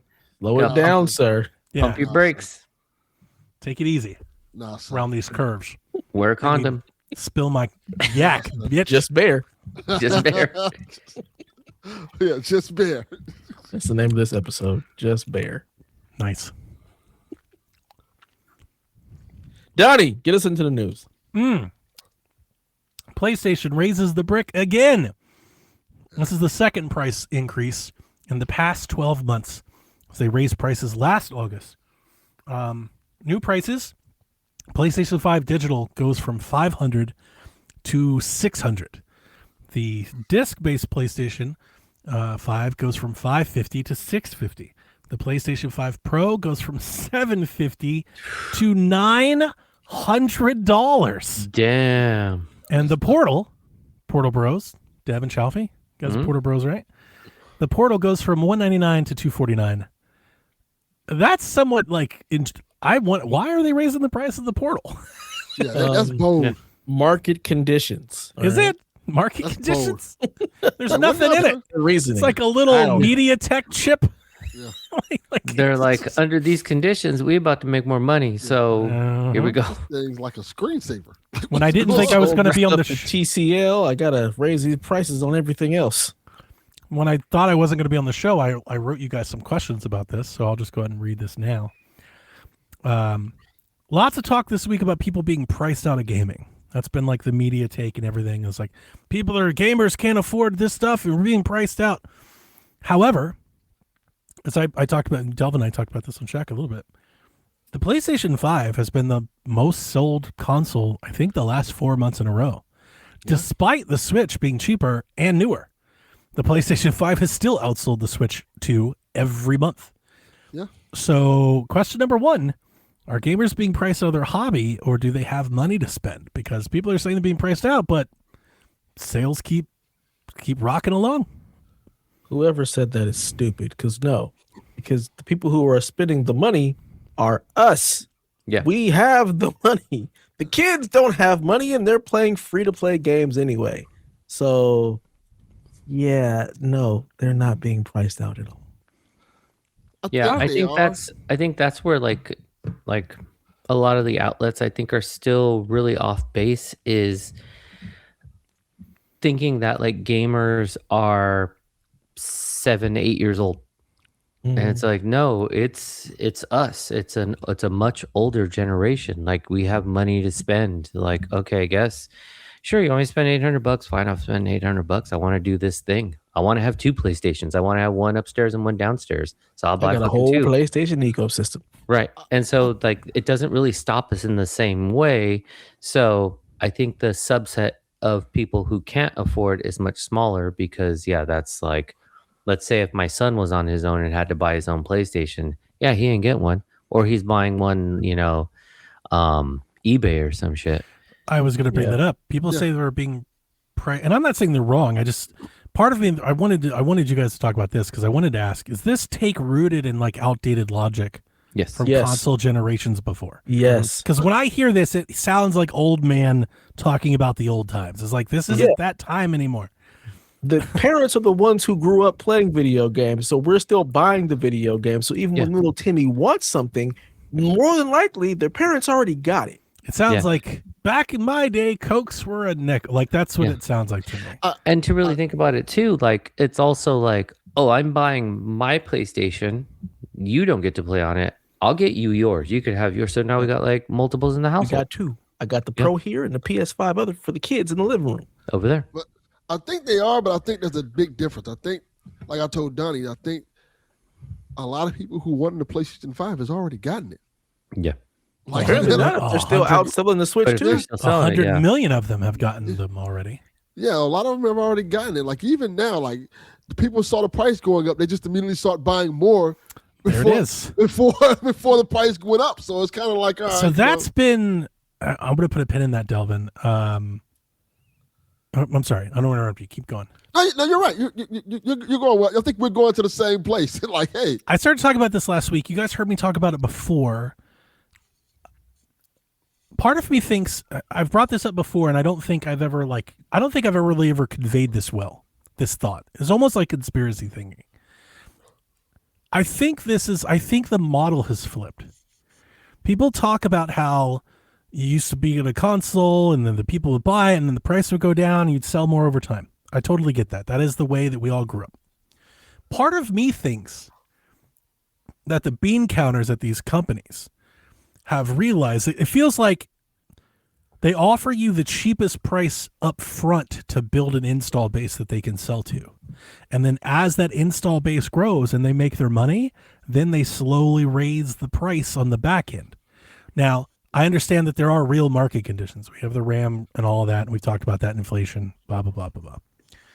However, think about the Switch 2, right? When this all came out, I was like, get one now because it might be the cheapest you'll ever be able to get it. It's almost conditioning the people that buy these to buy them. Yeah. So you get the PlayStation 6 when it comes out. So you get the Pro before it's too late. Like, I feel like the model is changing. Like, they realize, oh, we don't have to lower the cost to get more people in. If we just keep slowly raising the price, we make our console competitive with like the used market. And when we introduce the next iteration, if the old one is still expensive, that'll make people want to buy the new one because we're like, well, I could get a PS5 for $600 or I could get the PlayStation 6 for $800. And you start doing that math. Yeah. And the only reason I say it's because it's everyone. Everyone has adopted this model. I understand the RAM is a part of it. I'm not dismissing it. But this long, without a price cut at all, I feel like the model's changing like underneath our feet. And no, I don't know if that's true or not. It's just how I'm reading the room. But I feel like they've done the math and they're like, no, this way we make more money than the other way. Also, let me add in this little detail I think people almost forgot. Last year, what they did, they kind of did the thing where Black Friday, the prices went back to the original price. Yep. And they sold a bunch. Again. So once the sales got soft, Black Friday, it's the original price again. Yep. And they can kind of do the same thing. Like, buy. It's the original price, which is the original new price now. I think the difference is back then they made all their money off of services and game sales, and now you've got a lot of people playing free-to-play games. Yeah. So I think the companies are more willing now to be stingy and make sure they're getting a cut up front. Yeah.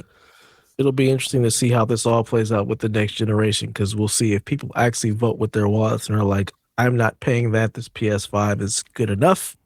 So that's when we'll really see if the model switches. I don't think they will. As long as this thing is like, I would say like under $1,500. And I'm not saying I know the PlayStation 6 is not going to be that much. I expect it might be. Who knows? It's not going to be that much. But the point I'm making is to get PS5 Pro level of computing out of a gaming PC is quite expensive. More expensive than the PlayStation 5 Pro, unless you're doing a lot of, wheeling and dealing and used stuff. If you want to buy something off the shelf that can do that, it's like twice that much money. Remember when the Ally came out and everything? I kept saying, I bet these console companies are like, the fuck? How are they selling these handhelds for $800, but we can't sell the PlayStation for that much? I think clearly there is a market that's willing to pay for it. I think people underestimate how essential some people think of gaming. They'll pay whatever because that's their hobby, that's their entertainment, that's their OS, that's their system, that's their TV, right? And I don't mean like whatever. Like there is a price where people will stop, But I literally think up to $1,000 people will talk themselves into it if they want it. Yeah. Up to $1,000. Yeah, I would agree with that. I mean, it's think going to up have to start at 1,000. 1,000. Yeah. It's going to be more expensive than the PS5 Pro, so it's Yep. got to start at 1,000. So I'm just curious to see how it all shakes out. Because my worry in this whole thing, and where I would kind of disagree with Donnie, is like when we went 4 to 5, it's still hanging on to the PS4, and I was going to say that hung on for a long time. So it still is. Yeah. Yeah. So it's like how I think what really will dictate that shift is going to be how fast they dump the 5 to move to the 6. I don't think they'll jump the 5 at all. Nope. Right. It's going to be, yes. Yep. So I think this is just this tail is going to keep getting longer and longer. Yes. Mm-hmm. And when people say gamers are being priced out, no, you're being priced out of the bleeding edge. Yeah. And guess what? Mhm. That's always been the case. Because in the sort of The bleeding edge has always cost a lot of money. Yeah, because in the opposite of this conversation, like I see the Pro getting more expensive, but I'm also not eager to buy it. Like it doesn't offer me the bump that's big enough, and and then especially the fact that I still got to buy the physical drive as an attachment. I'm like, it's not there for me. You know, like if I wanted the bigger bump, then I'd also need to buy a new TV as well. So. No, you Where can't. I think the priced out conversation really omits just how attainable and usable, capable a PlayStation 4, a Series S, a Switch 1 can be. Yeah. Right? And you're talking about these casual gamers like, oh, these people can't afford. I don't think they want a PlayStation 5 Pro. They just want something to play Fortnite on. Yeah. And there's a lot of devices out there that can do that. Yeah. And I think there's a bit of status in there too. Like I was talking to one of the parents at the cheer competition we were at. They were talking about they had just got their son a PS5. And I was like, oh, great. Like, what do you play? And he hit me with Roblox. And I said, okay, but what else do you play? It's the worst place to play Roblox. Yeah. And I was like, but what else do you play? And he was like, maybe a little bit of Fortnite. So it's that thing Donnie's been saying on the show is like they want to play the more free to play stuff. So it's like you have a powerful PS5 when probably the best place to play Roblox is on your iPad. Like, I don't know. So what's the point? And he's like, well, all my friends have a PS5. I wanted a PS5 kind of. I think that's more than anything. 1,000%. Yeah. I wrote a question for it. I think I deleted it, but I wrote a question. My question was, I understand the market conditions exist, but is this just PlayStation leaning into basically them being the default? They have no competition. Mm-hmm. Yeah. The PlayStation 5 continues to sell despite price raises. So why not keep going? Like they realize GTA 5 is coming. They're the only game in town. Yeah. Why not? Like, who's going to stop them? Yeah, Xbox isn't. Yeah. Especially when you can blame it on the market. Of course. Yes.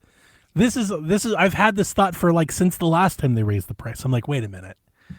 This isn't the math ain't mathin'. Like I get it, tariffs and all that, but like we've reversed a lot of that and things have plateaued. I've always said the prices are never coming down. No. We're not waking up to that blog post. It's like things are better now. PlayStation 5's back to 5 and that's not happening. Yeah. That will not happen. You have to get comfortable with every price it's like gas. Yes. Well, once things get better, the prices are going to come down. When? What? They have never gone back down to like 99 cents a gallon out here in California. Mm-hmm. Never. What the fuck do you think? Like we had it pretty cheap before Trump got it. What about you guys? We did $3. Yeah, we had it below 2 for a moment. I was like, I ain't seen holy that shit since the 90s. Yeah, right, exactly. Right. Yeah, but that's what I'm saying. It was brief. Still raising the price so that now you live in that world, and it's just like, yeah. Remember when we were bitching about these prices a few months ago, and then now it's like it's just the new norm. We just have to remember these companies do not care about you at all. This is for profit. This is not for money from you as possible. It makes sense that the best deal you're going to get is back in the day, right? In our day, the 360 and the PlayStation 3. Right. It was always the early adopters buy it first and it gets cheaper later. Right. Now I feel like the way the model works, right? The Fortnite money, the free-to-play money, the services money. Now it's more important for the companies to establish a monetizable base up front. So you give them the cheapest deal to build that base up to where you get a market share that you can then monetize. Then you raise the price.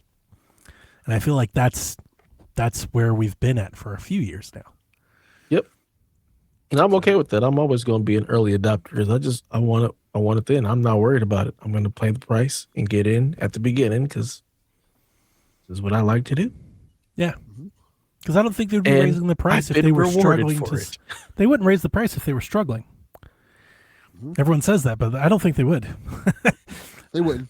Right. No, you can't. Because if you can't sell the product at a lower price, how are you going to raise it and sell more?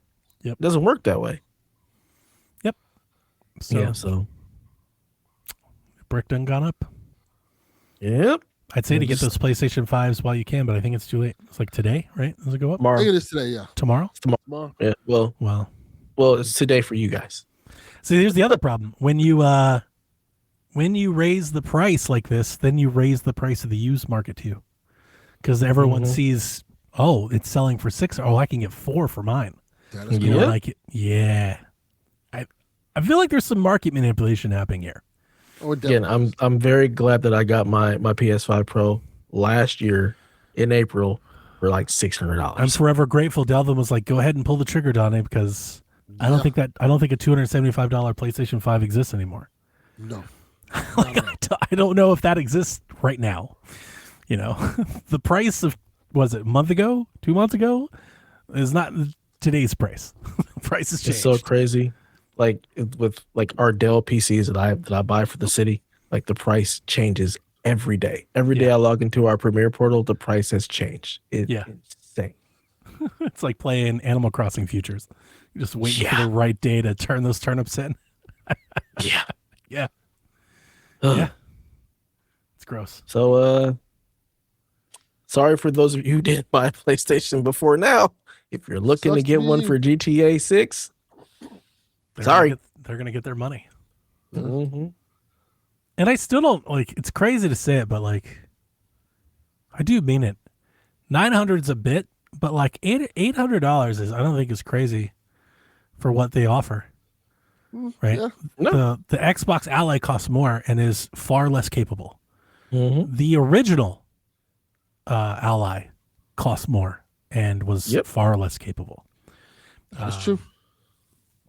All those PC handhelds made me, you guys remember, I don't know if our listeners do, but the moment those PC handhelds happened, I was like, how are these console makers happy with any of this? Yeah. I bet they're not. I bet they're very upset. Because it was almost like, I think the launch prices were like a glass ceiling. Like the market, basically everyone was like, you can't charge more than 500. And then once they broke through that ceiling, it's like, well, now they can do whatever they want. Well, shit. I mean, Sony tried doing that in the PS3 era. They were like, right, you'll get a second job. Let's drop this thing for 600. They were just a little ahead of their time. And now Xbox, now there's no option. Mm-hmm. Your alternative is a Switch, and that's not real. It's not a real alternative. Those are two different things. So yeah, like I think PlayStation feels emboldened. Yeah. Oh yeah. Like fuck, nobody's selling. I think it also sets that weird, like, if something is like lower cost, then it's not of value. Mm-hmm. You know, where it's like, oh wait, you're selling this for $3.99? That's fucking weird. Like, that's the Sony way. Is this bootleg? You know, so now premium price means premium product, not like, oh, I didn't know this Series S can do this. Like, 18 months ago, the internet was talking about how Nintendo could never charge more than 500. I think we're very close to being like, remember when the Switch was only 500? Yeah. Because that thing's gonna, like, once they get that, let them get their numbers up. I keep watching it. Let them get their numbers up, and then as it goes up, watch the Switch rise in price with it. Well, didn't they already state that it's gonna have a price hike at some point? They've been alluding to it, haven't they? They've been teasing it. They've been saying we don't want to do it, but we may have to. And yeah, I think it's the install base. They're waiting until they have probably, I would guess, I want to say 40, but let's say 30. I want to say they have 30 or 40 million units, then they'll raise the price. Yeah. Because they need tens of millions of people buying games first. Yeah. That's most important. We need people to buy Star Fox and Zelda. And then once they got it, then they're going to be like, well, those of you that waited, we're going to get that from you too. Yeah. It's almost like as the library grows, the value of the console increases. It goes up. Yeah. It goes up. Because now you're buying into the opportunity to buy all these things we've made. Yeah. I think the old console model's been dead. The funny part of this conversation is, though, like we see the prices in the PS5 are going up, it has made me more interested in picking up the Switch 2 because I'm like, shit, when's that going to go up? Oh, you better hurry. Because I don't have That's one. why I Did you bought not hear my Shaq Switch last 2 week? at launch. Because I'm actually looking at the Costco bundle, and I'm like, I kind of. Did you hear Shaq last week? No. Chaufie, you need to buy it immediately. Have you heard any of the Switch 2 rumors? No. There's Ocarina of Time remake coming. There's a new Star Fox game coming. There's like a bunch of games coming out this summer. Fire Emblem. You need to buy one immediately. Yeah, I really do think I'm gonna probably get one next week because I've been eyeballing like I said, the Costco bundle is like it's like the online component, which I do use a lot, but it's like the higher version, and then the comes with a memory card, and I was like, well, shit, That's okay. good. And It comes with the Express card? It's like Mhm. $550, right? Yeah, I think so, like $550, That's a good something deal. like that, or $530. I think $539 Yeah, actually. it might be $650 next week. And so I'm like, well, shit, that's actually not a bad deal. But I'm also sitting on 2 Switches, and I'm like, I need to get rid of those 2 and just kind of merge into one. Trade them in. Yeah, so here's what I'm thinking. I just trade up. Yeah. It's a good time to do it because Nintendo hit the ground running. They flooded the market with systems.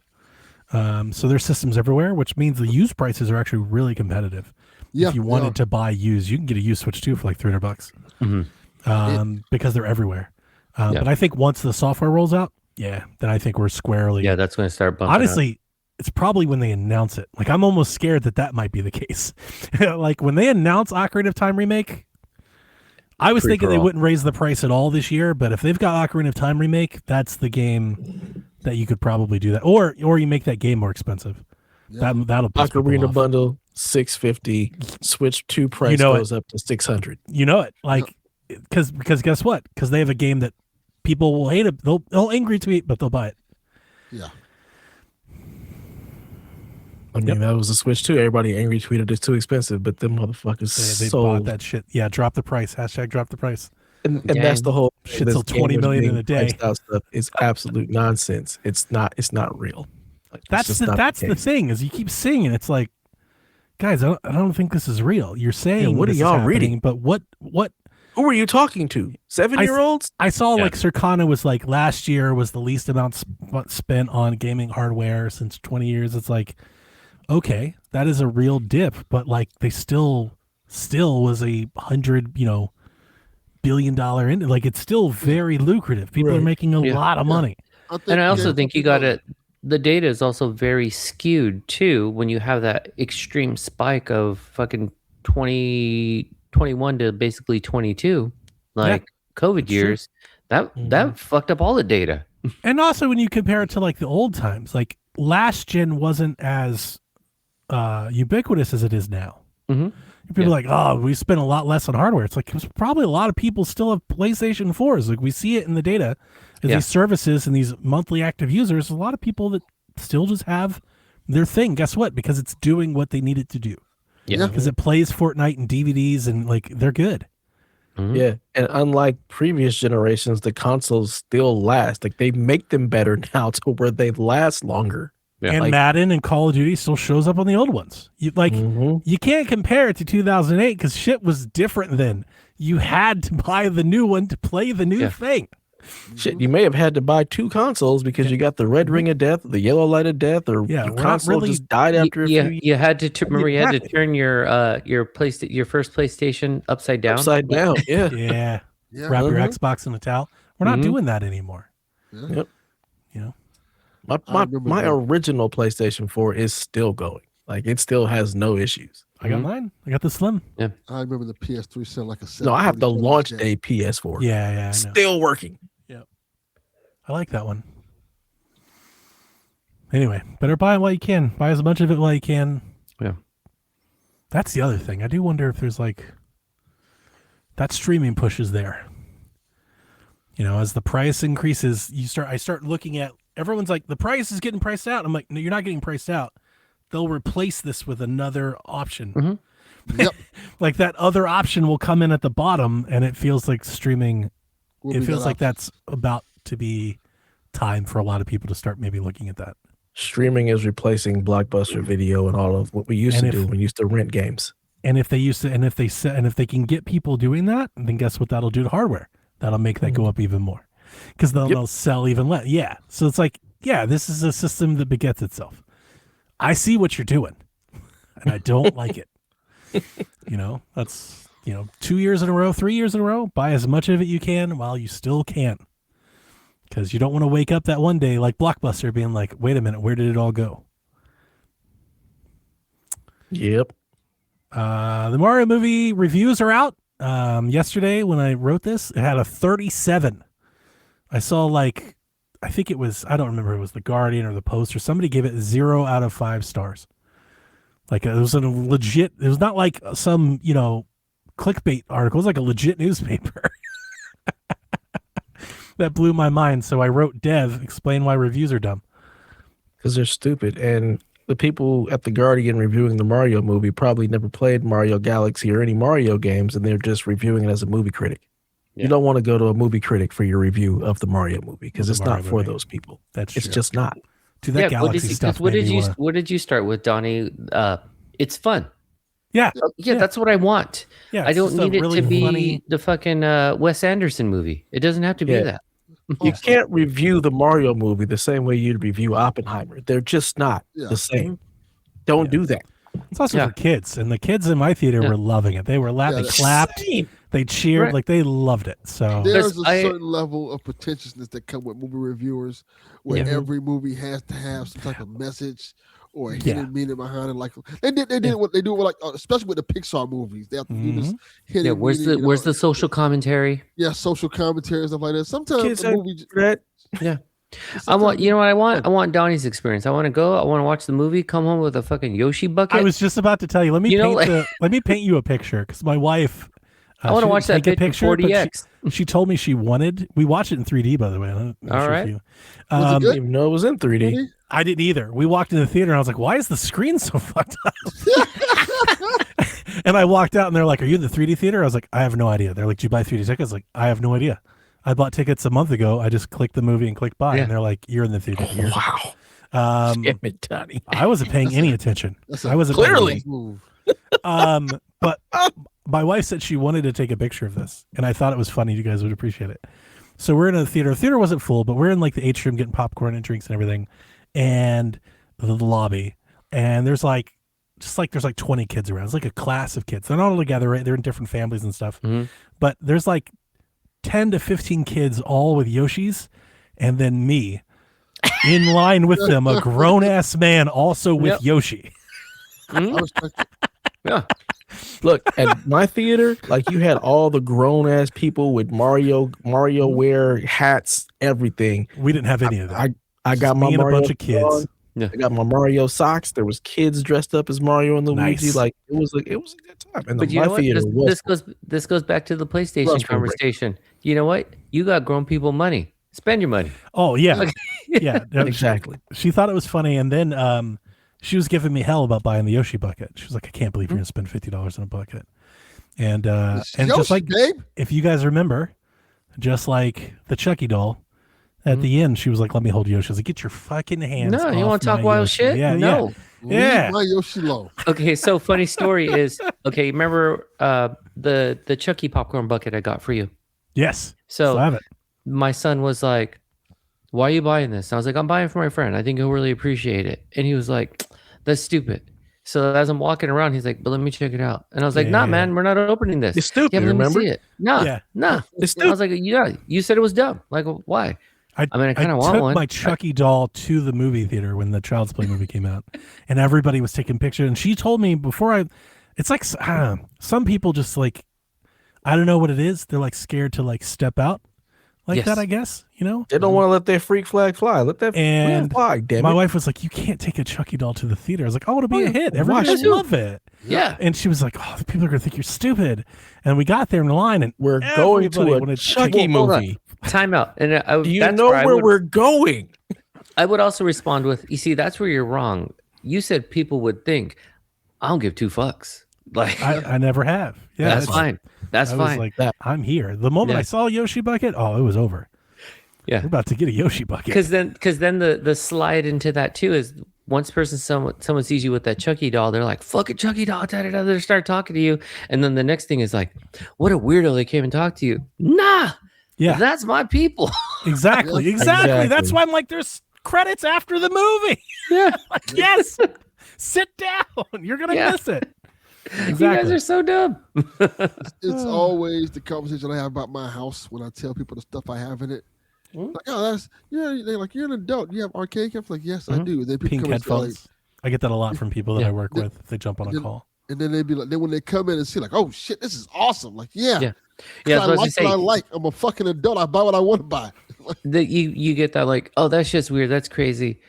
But you think you can turn on that X-Men behind you, like real quick? Just want to see. Yeah. I mean, I ain't gonna play. I'm just when I hear that, I'm just like, oh, you're a person who cares what people think. It must suck. Yeah. I ain't got time for that, man. I don't care what any of you think because you don't pay my check. Yeah.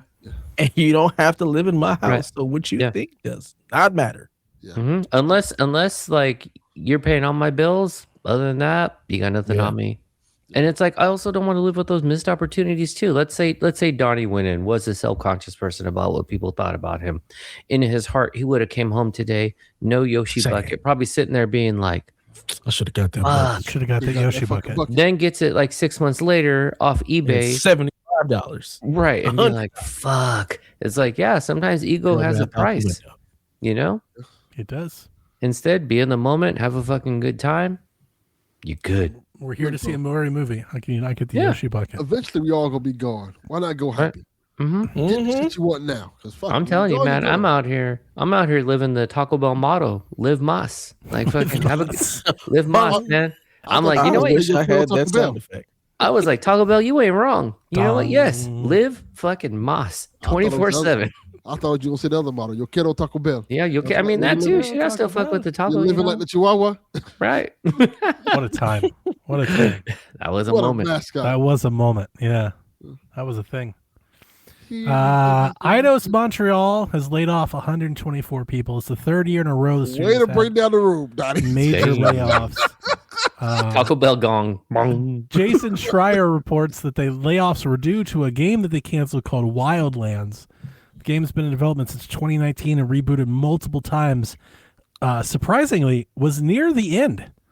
Apparently, it was like ready to be unveiled and shown off, and Embracer was like, "Nah, we're done now."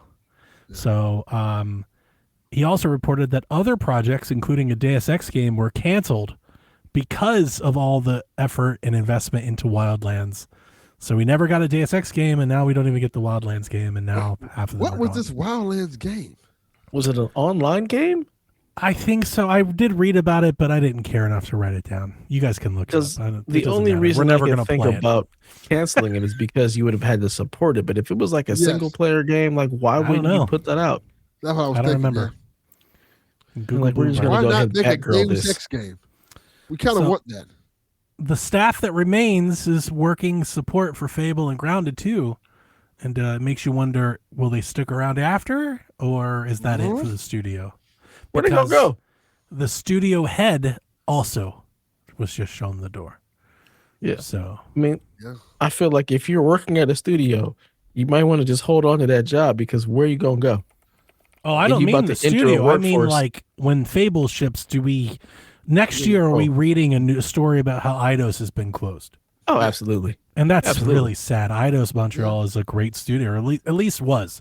They have a great legacy of games. Well, I mean, the people aren't there anymore, so is it? Yeah, I mean, you always say that. We always say that, but I don't know how true that is. Like, maybe they have been there the whole time. Maybe some of the staff has been. Well, I'm saying, if you lose the studio head, you just laid off all these people. It's like you end up losing the soul of what made that studio. It was an open world third-person adventure game. Where you played the role of River. The character was part of the Spirit Bounds, a group of teenagers who were able to fend off bad spirits with magical staffs.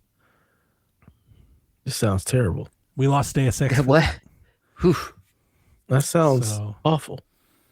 Yeah, Eidos Montreal, when they were under Square Enix, known for Tomb Raider, Deus Ex, Thief, Guardians of the Galaxy, and unfortunately, Marvel's Avengers.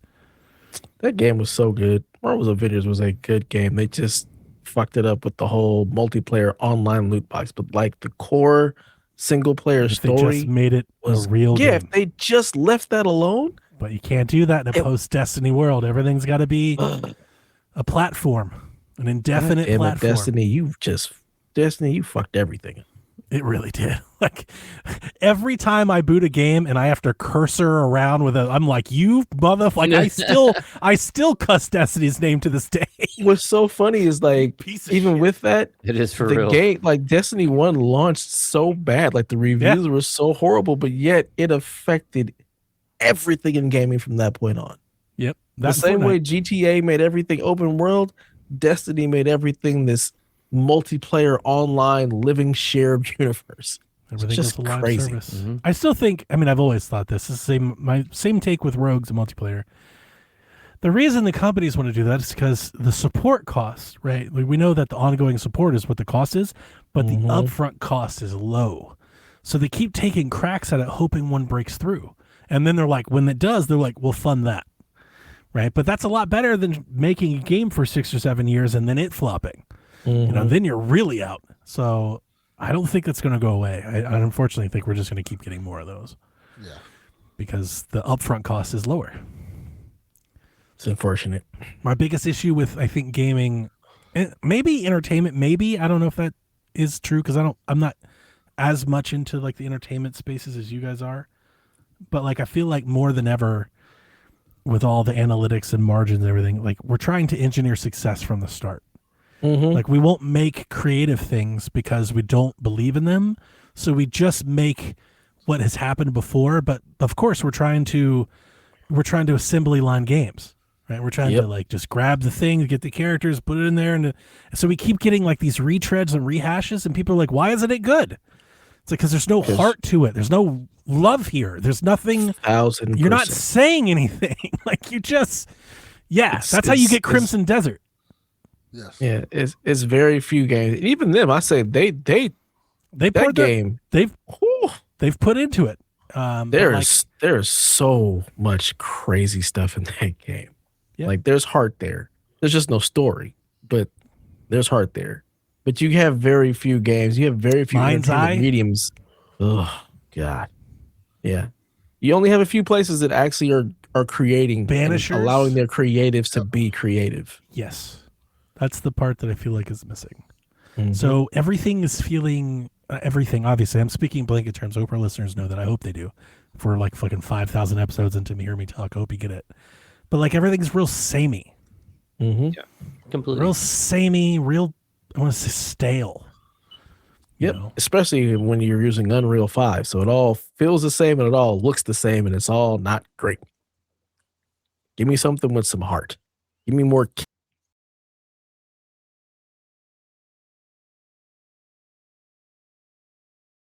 What in the hell just happened?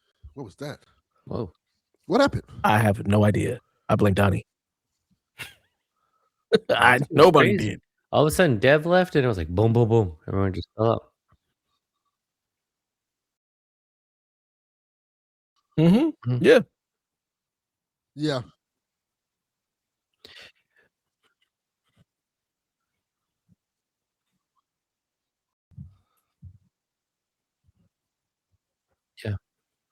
Yeah.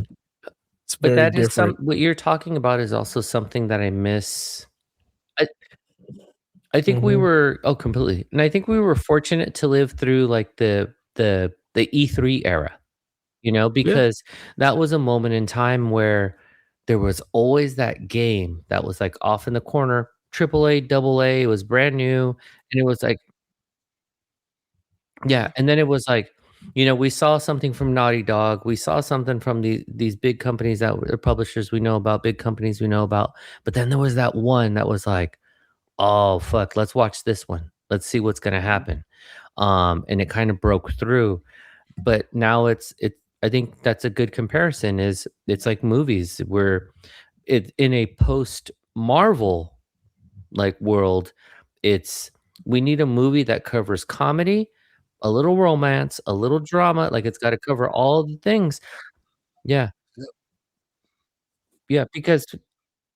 yeah, Yep. because when you think about like my wife and I talk about this a lot. Like when we first started like dating, what kind of bonded us early on was like the indie movie scene was fucking thriving. Like that early 2000s, like people were like the Run Lola Run, Eternal Sunshine era of movies, where it was like they were Darren Aronofsky doing his new thing, Wes Anderson doing his new thing, Paul Thomas Anderson doing his new thing. Like all these people really busting out new styles, and it was like they were filming differently. The stories were innovative, and now it's just like and we watched a movie the other day, and it was like the Will Arnett movie where he's like a comedian, and it's like the way they were pitching it was like, oh, it's this like new, edgy, like underground sort of dark comedy type of thing. And we were like, that shit is a rom-com. That movie sucked. Nothing up. Yeah. It doesn't bring anything new to the table. Yes. Hmm? Yeah. Yeah. Yeah. Yeah. Yeah.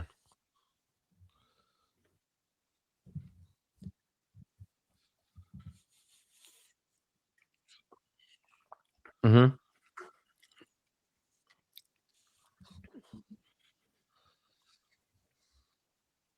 Yeah. You know what?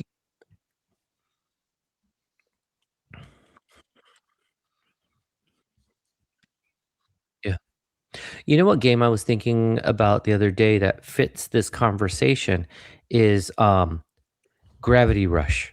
Like it had just popped in my head, and I was thinking that game was fucking nuts. The way the environment shifted, and you're like, it is like the fighting system. Can like, you guys hear me? Yeah, I can Yeah. hear We can you. hear you fine. Oh, Yeah. So that was I- funny because I saw the mute, but we could hear you. So I'm like, yeah, this you were must be some responding glitch to in me, the and I'm system. like, what? You guys missed all of that, and that sucks because I was cooking. Damn. See, You'll it have to listen went to the down again. podcast afterwards. So Yeah, and on anyway, my end, I saw your lips moving again, and then it like no sound.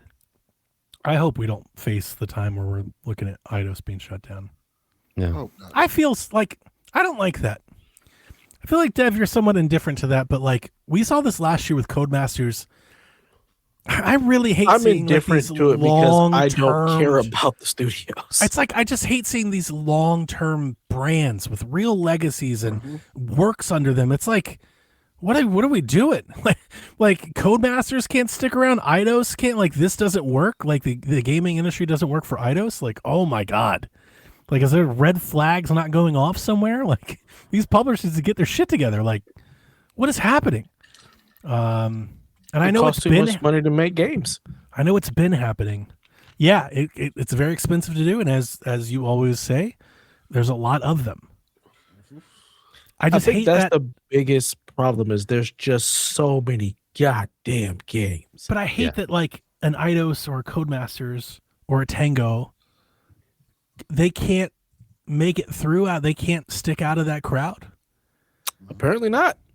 That's Because it could crushing. also be like you have people that have been there for so long, so they command large salaries. So now you have the salary plus the game and the amount that it takes. And if you put out a flop, it's like course. now it's not tenable. We can't continue on that path. So We need AA more than ever.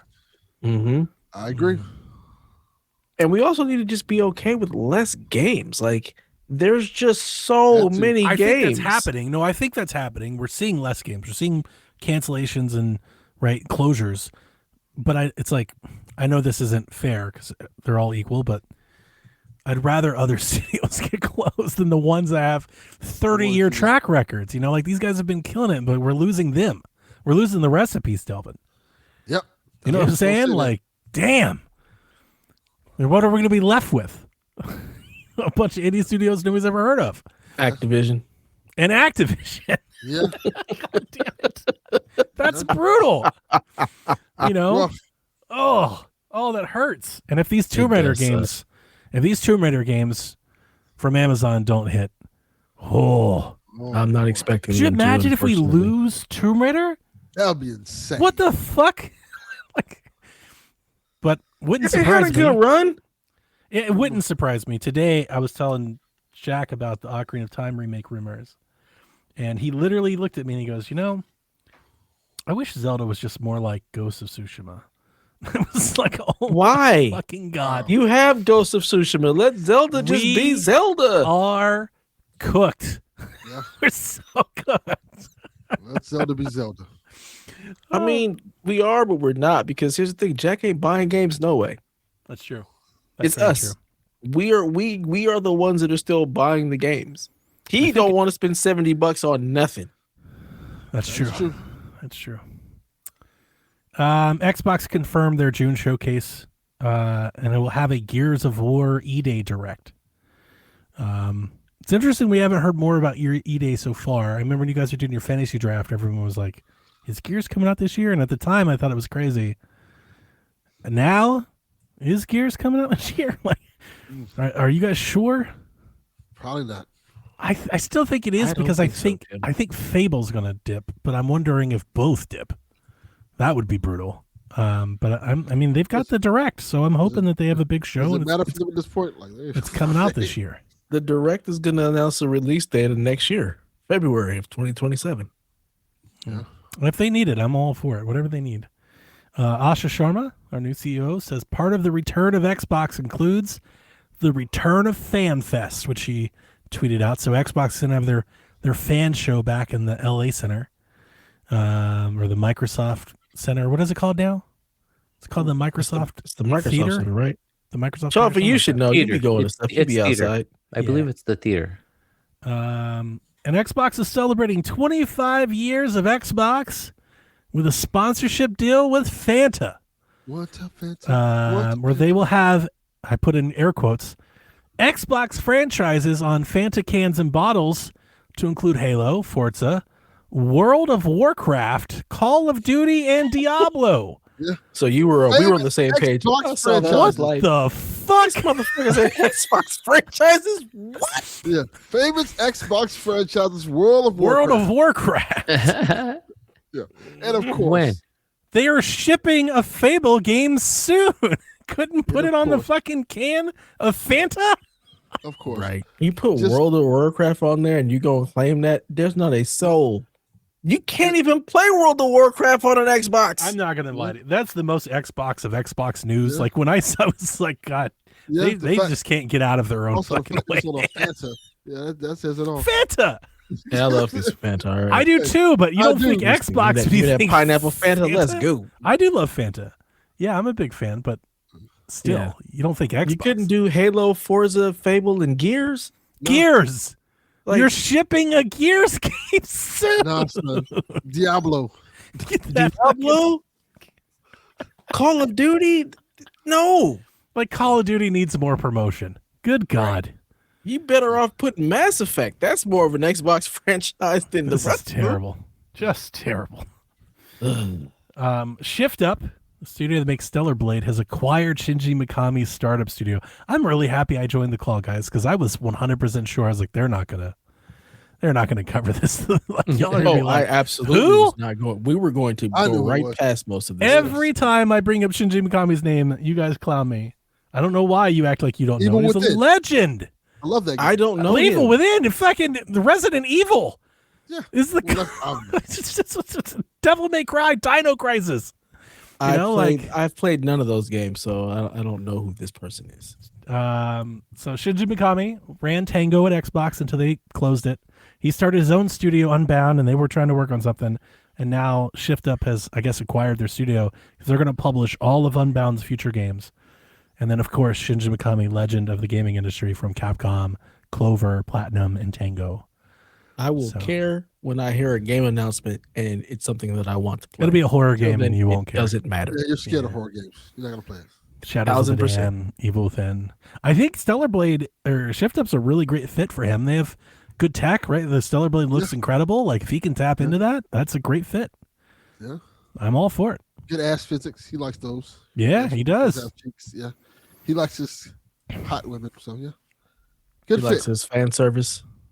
I knew I was like, I always bring up these moments where I realize just how I don't know, like isolated or not like everyone else, I feel. And I remember when Shinji Mikami came on stage at E3 and we were streaming and I was like, Shinji! And everybody was like, who? And I was like, oh, never mind. It's because you really get into the weeds of who makes games, who's at the studios, the names. I don't think I do, but with Shinji Mikami, like There's I was such a Resident Evil fan back then. There are certain people that's Donnie's guys. Shinji Mikami's a Donnie guy. Yeah. If it's a franchise you like, you're gonna know everything about that franchise. I do think, I've always brought it up. Like I think Kojima, Shinji, and Suda are like the Rushmore of Japanese development for me. Like those guys and that group and where they all come from and all that. Like all of that stuff spawns out of that, and I like all of that. Right. Yeah. So I just hold them in high regard. Yeah. Only reason I even know Kojima is because he puts his name on everything and he's fucking everywhere. If he wasn't, I would have never gone looking to see who made Metal Gear. Like I honestly don't care. In our old forum days, I was haunting forums trying to get leads on what Shinji Mikami was up to, what Kojima was doing next, what Suda's up to. Like I was following those rumors for years. So I still got it, man. Give me a horror game, Shinji. That would be great. That would be lovely. And then I put this in there for Delvin. The Evercade Nexus was announced. This is a new handheld from Evercade. Do you guys know what Evercade is? I very much know what Evercade is. But the other two? Hell no. All right. Evercade is a company that's been making little devices, but what they make is they republish old games on physical media, cartridges. And they've got a suite of handhelds that you can play these on, and the games are interchangeable on all of them. And what they've just announced, this Evercade Nexus, is a dual stick, their first dual stick gaming handheld. It's $200, and it launches with a Banjo-Kazooie and Banjo-Tooie double pack. So if you want a physical copy of Banjo-Kazooie and Banjo-Tooie, you can grab that in this handheld and play together. These things still on Amazon. They do apparently pretty well. They got a Tomb Raider game on it. They have a lot of things. I've always wanted. They've got hundreds of physical games that you can buy for them. I've always wanted one because they look pretty cool. They look very interesting. But it's very for physical lovers because it's all stuff you could put on your phone and emulate. But if you want a physical box and a copy of the game, that's what they're doing. And this one, because it's the dual sticks and the banjo, they have an N64 themed one. The N64 edition comes with the banjo game, screen protector, and a case for $230. It's limited though. You got to be one of the first 2,000 to buy it.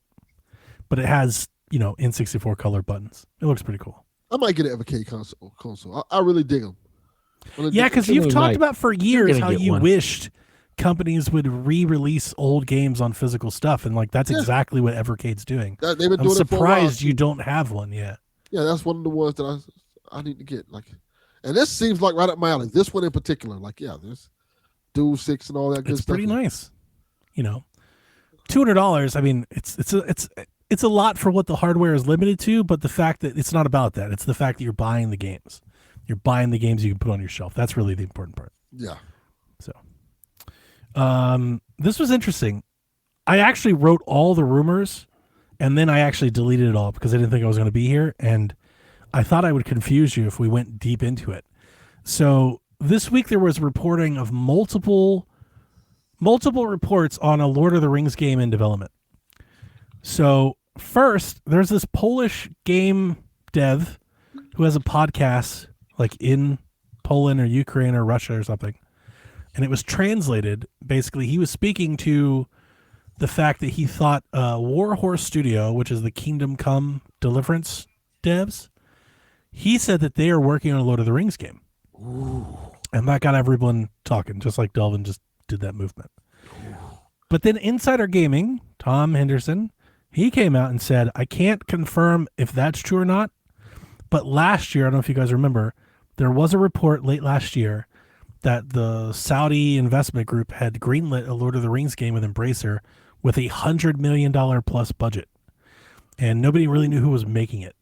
And Tom Henderson came out with his report this week, and he goes, Crystal Dynamics is making a Lord of the Rings game. They're the ones that got that Saudi deal, and they're working on it. So either wires are being crossed in confusion here, or possibly there might be 2 new Lord of the Rings games in development, which I guess is possible. But at the very least, what we do know now, reportedly, allegedly, is that Crystal Dynamics is working on a big budget Lord of the Rings game. So hopefully that doesn't get axed like Wildlands did at Eidos. We'll see that in 2029. 2032. Yeah. So, yeah, I'm not expecting to see it anytime soon, but it's at least nice to have some hope that maybe we will get something beyond Gollum and Tales of the Shire one day. Yeah. I saw somebody that said, I think War in the North. Did you guys ever play that? No, Never what's heard that? of it. Old PC 360 I Lord of the Rings haven't. game. I never played it. It recently got updated on Steam, and people were wondering if, like, maybe Aspire or somebody, like, maybe there's a remaster for that game coming. Aspire or Night Dive, one of those things. It could be interesting. But that's It's it. called Dev. Lord of the Rings War in the North.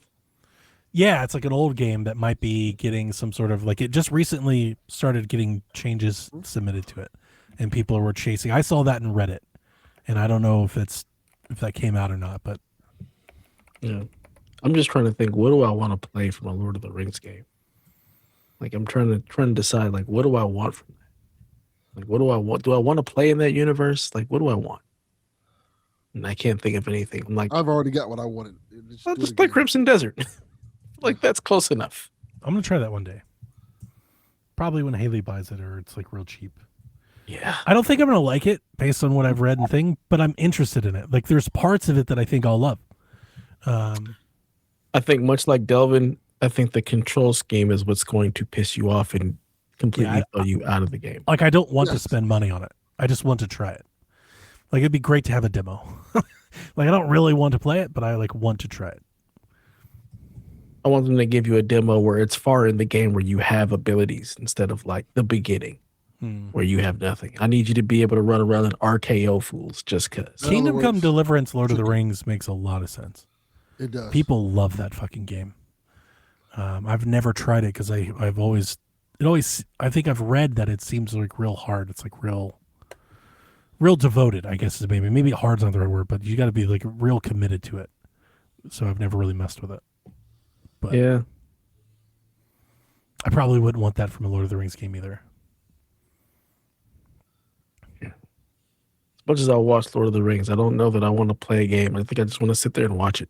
I'll Maybe tell you what wanna I miss want it. from a Lord of the Rings game is just Lego Lord of the Rings put on Switch. That's really all I really want. That's Yeah, we were that's probably gonna good. get that. That would be fantastic. I love that game. All right. Moving into the Rude segment. He's got our NCAA tournament edition scores finally. So How do we do? the Rude got 9. You, me, and Delvin all got 11 So that's for the tournament. Nothing changed. So, yeah, nothing changed. I mean, apparently, I got close to y'all like, somewhat. Nailed it. Because That's the just- score is now 23, Donnnie, 22, Delvin. I have 17, and the Root is at 14. The problem Root is out tanking the dev. Yeah, that's Yeah, what I was he gonna say. The he found problem a way is to. the Root is playing so bad. You're looking Yeah. good in the process. He can't even. I can't even tank right. Right. I mean, he is from Kentucky, so I don't expect anything better. That's what it is. So right now, the March Madness is going to end here. Who do you got? UConn versus Illinois and Arizona at Michigan, and then pick your champion. The Root has UConn versus Arizona with Arizona winning. Oh, I forgot to pick your champion part. I thought we were guessing Saros. Oh, I forgot the Saros part. Yeah, he also has something for Saros. I got to find that. Let me scroll back and get that. Delvin, While I'm you guys taking take whoever your you picks. pick in the first game. I'm taking Arizona in the second game, and I'll take Arizona to win. I'm picking UConn for the first game. I feel like off of that tremendous high they just had, I don't know why, but I feel like this should be probably pegged to lose then. It'd be hard to get up for that again. I would But think. maybe, Yeah, I would. but think maybe so. they're just better than Illinois. I have no idea if Illinois is any good. Arizona versus Michigan. Ooh. I want to say Arizona.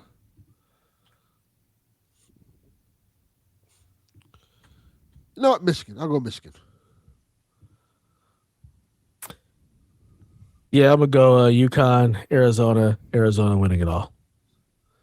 Yeah. I'll go Michigan, and I'll go Michigan winning it all. Fuck Michigan. Nice. Fuck I got Michigan. nothing.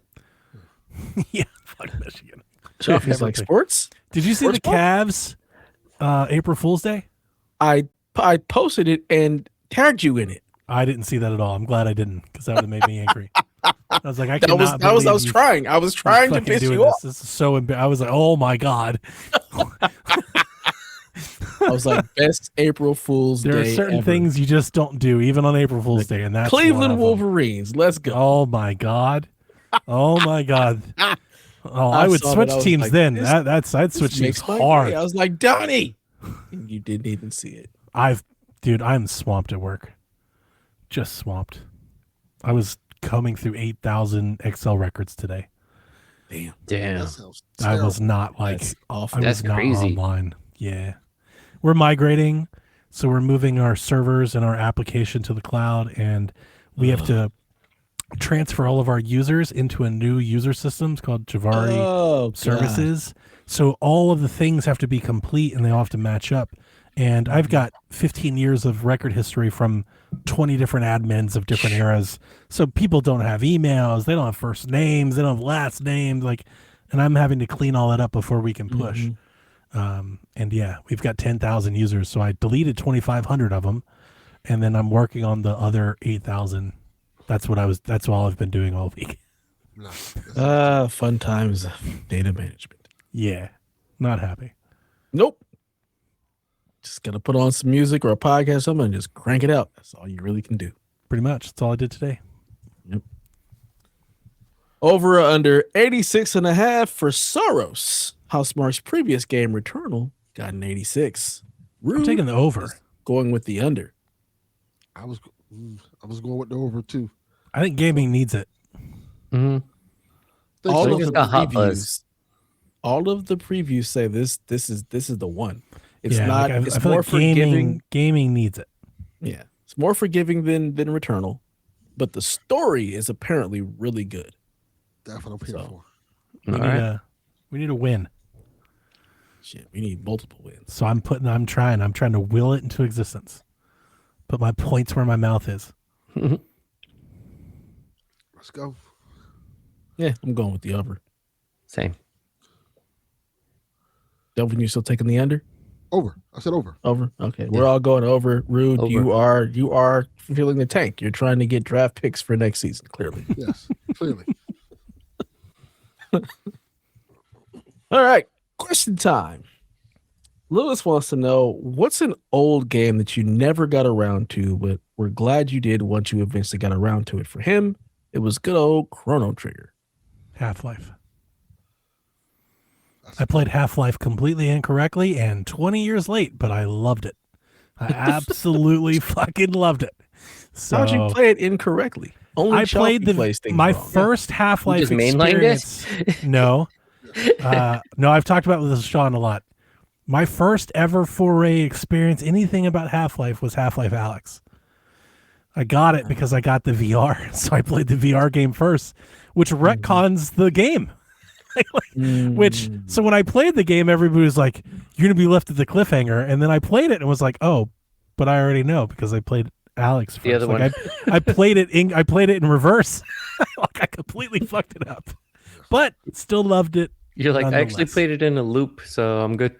And is Half-Life great? It's a great Steam Deck game. It just shines on one of those It is. things. It's so nice. So, yeah, that's an easy answer for me. Anybody else? I'm trying to think of a game that I hadn't played when it originally came out. What's the fucking Zelda where he goes flat? Oh, Link Between Worlds. Yeah. It's a I great just barely game. played that I think it was like last year. It's a great game. That game was a ton of fun. I really, really enjoyed it. Yeah, Um, really good. Because I'm not so much of like the 2D style like Zelda type person. Same. And so that one was surprisingly good for me. I was like, I'm fucking That's into disappointing this. fan. I'm the same. I'm a 3D Zelda fan and a 2D Mario fan. Yeah, same. I side that I way. live in that same world. Oh, which I was talking about when you weren't here. I started playing Mario Wonder because I'd only done like the first stage. So good. And so we were at a cheer competition over the weekend, and it was like we had some downtime in the room because it was like in between activities. And I was like, all right, I'll bring the fucking Switch with me. It's fucking perfect. It's so good. Because it's like, so just good. play. It's that old school feel of like, all right, you can knock out a level. And it's like the challenge in it too of like, oh fuck, I found myself like repeating levels where I could have moved on, but I was like, yeah, but that fucking, I know there's something up there, or I know I missed that one like little purple fucking flower thing. It's crisp on Switch 2. We played the mini games over the weekend as a family, and that's pretty fun. Probably not worth the $20 upgrade, but the upgrade is worth the upgrade because everything is real sharp and crisp on in 4K and stuff now. It's really nice. So I'm a little late to that one too, but I owned it and just like I don't know why I didn't like continue playing it. It's just I think must have just picked up something else and completely forgot. I think mine's about to be Sleeping Dogs because I just bought that on PlayStation 5. It's been on my to-do list for a few years now. I never it's a good one. I'm about it's to really get to good. It. Once I get a couple of things off my plate, I'm going to give that a try. Mm-hmm. You know what? The Orange Box. Yeah. Oh shit. I didn't play the Orange Box when it originally came out. When I got back to it, I think did it come out on Xbox first or something like that? Yeah. Yeah, I think I believe didn't play it on Xbox. I played it on PlayStation. Like, oh, this is dope. Like, yeah, this is really dope. Like, yeah.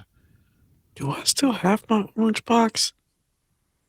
I might still have that like wrapped. I never played it, but I bought it and just never got around to it. I may have traded it in because back then I never paid Valve much attention in that way. I never I was way late. Half-Life way late to Portal. Like I never really jumped into that arena for a long time. That's what made me play it because people were like, oh, you gotta play this Portal game. Like, I remember. That's why. I remember Portal was taken over back then, and I just every time I saw it, I just wasn't interested.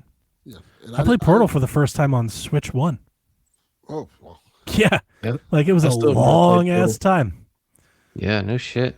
It's great there. It's a really cool way to play Portal. It's nice on Switch, but it took me a long time because back then I don't know, I just wasn't all that interested. Because I bought the Orange Box for Half-Life. Like, hey, I want to play Half-Life because I never played it.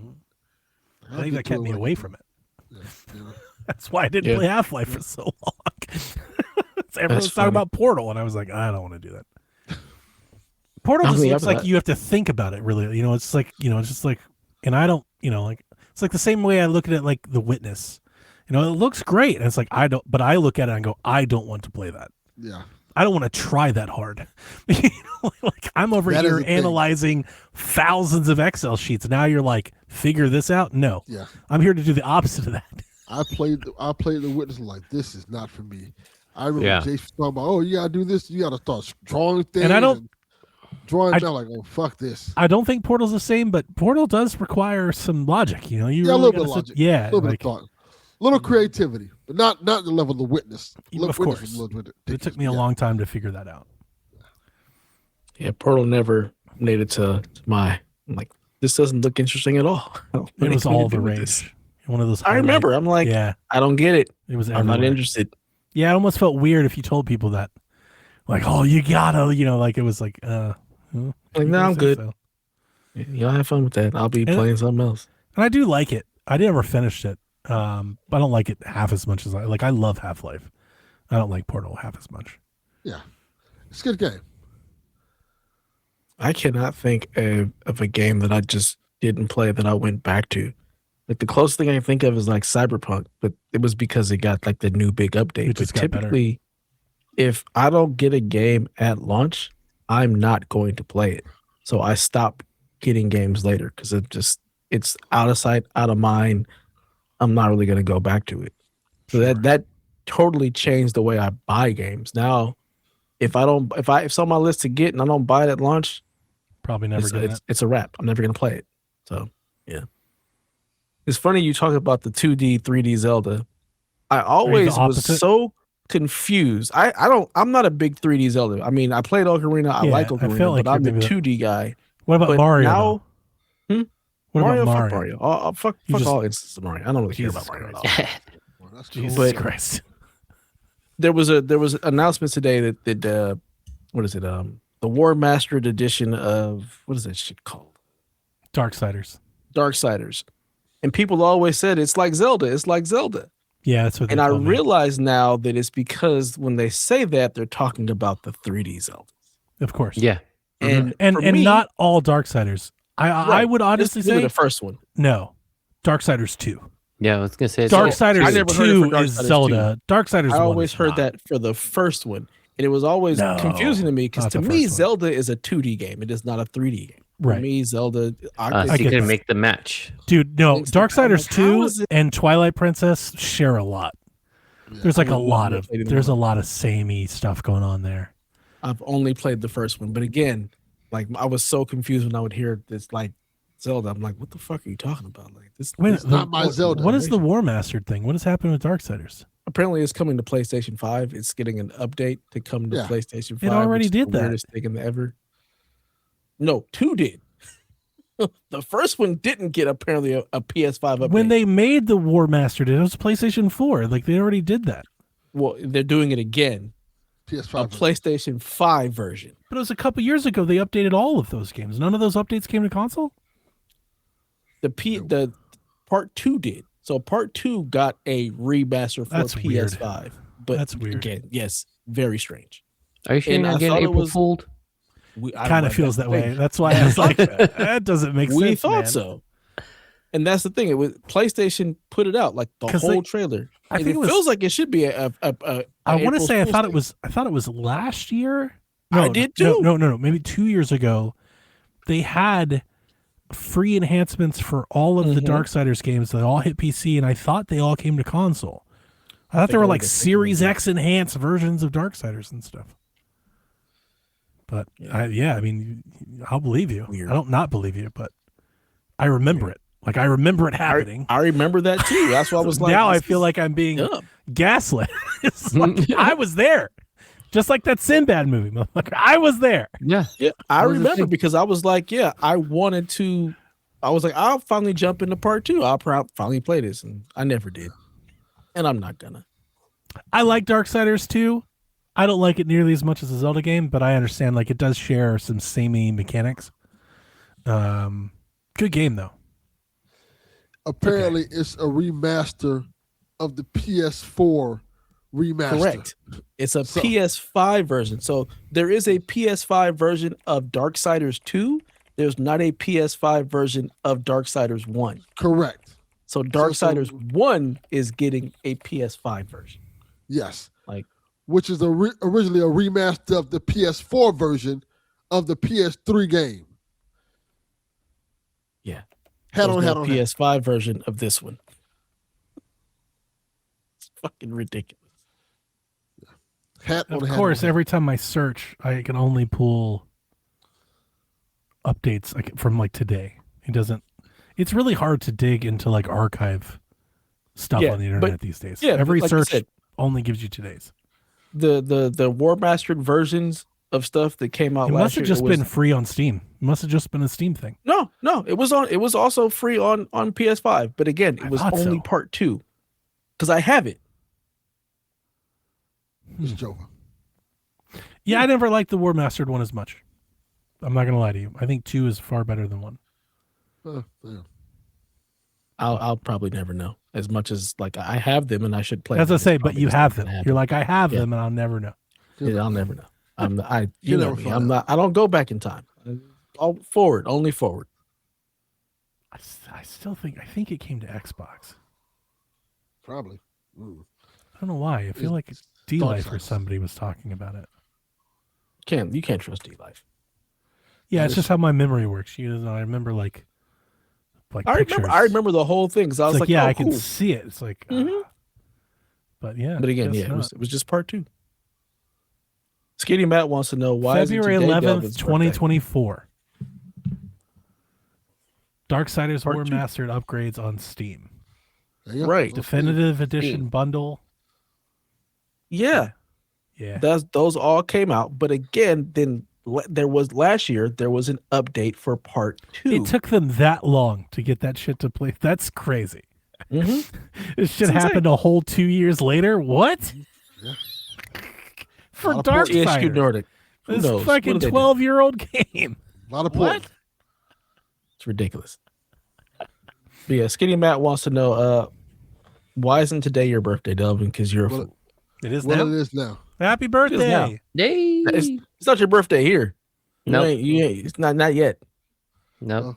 Well, here, Here, yeah, on the right side of on the time. right side of this call, Nah. it is No. his birthday. the This correct call time is being zone- this call is being hosted here in the West Coast. No, So yeah, incorrect. y'all time doesn't I mean, matter. you guys We're might partying be here You might on the be Best the Coast. alt right side, but you're not the tight Yeah. side. So True. Whoa, Yeah, he's right. been a little flagrant there, Chop, with this A little bit. I'm just saying, bare things you talk about and it's tight, there, man. Just bear bareback it and tight. bear down. Live Moss. Told you.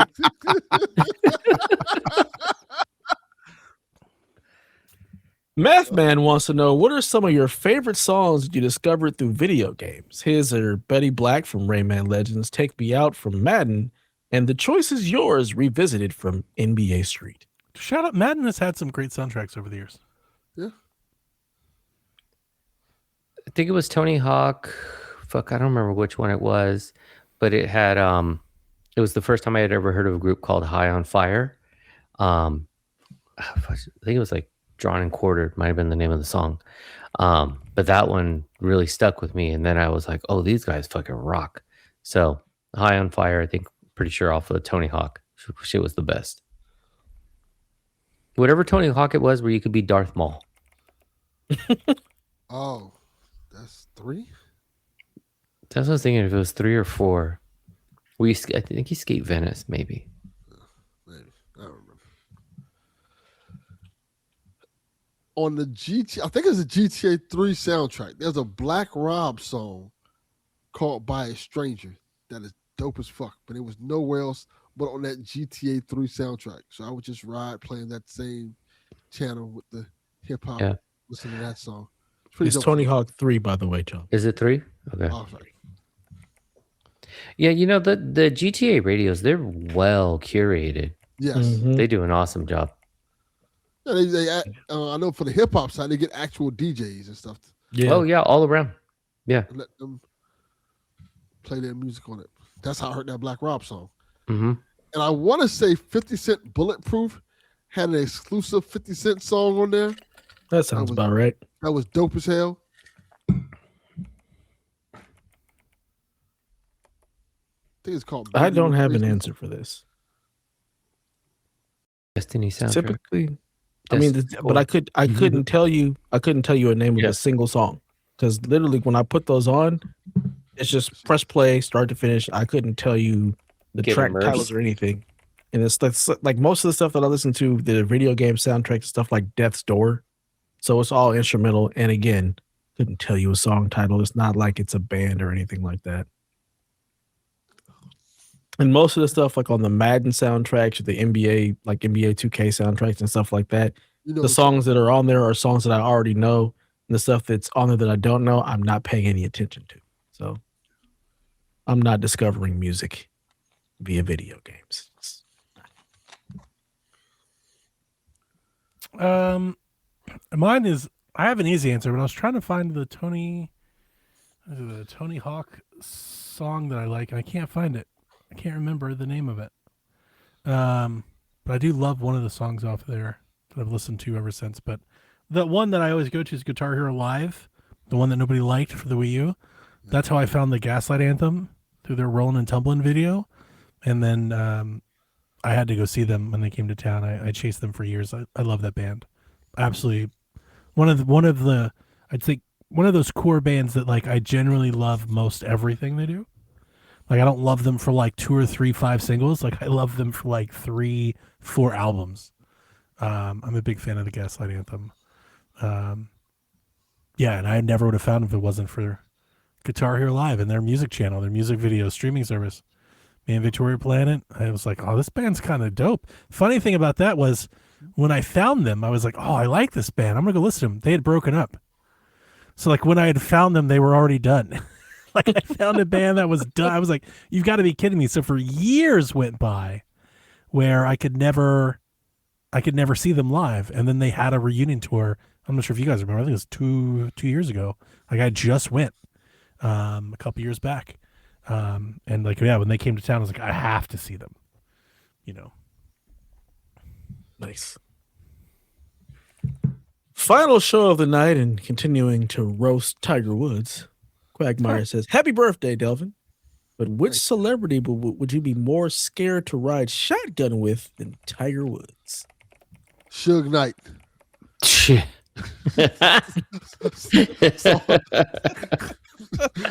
Come hop in this car, be absolutely not. Right. We saw him to the last dude in the car with you who didn't have no hair. Absolutely not. You're either getting shot or you're going to be part of a crime. Either it's not good for you because he's also running people over. So yeah, never mind.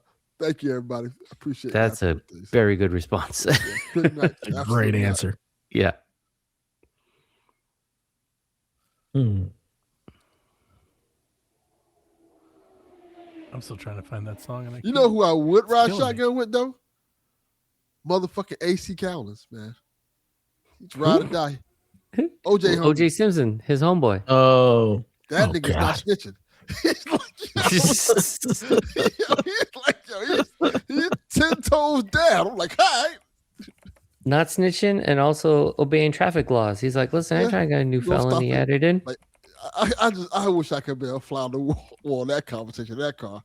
Mm-hmm. Why are you not running the light? Look, man, you in trouble. I'm not in trouble. I'm stopping these stop signs. Mm-hmm. Why are you on a high speed chase and you're stopping at stoplights? Right? He's like, don't listen, make my this name a is slow speed chase. Yeah. Putting on a turn signal. We got a turn. He really was. He's out here trying to get away. Stop. Let him know where we're going. Doubling down, doing the arm moves too, just to make sure. Go around. Tell him go around.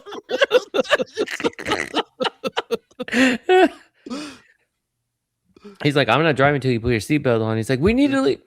Hey, safety first, buddy. Safety first. I respect it.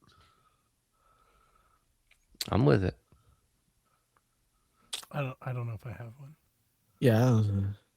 Celebrities I wouldn't want to ride in the car with. Nick Cannon, probably. Nick Cannon. Damn, I was about to say something wild. But I ain't gonna say. I'll put it in the chat. Just say it. Paul Walker. That's a good answer. That is the answer.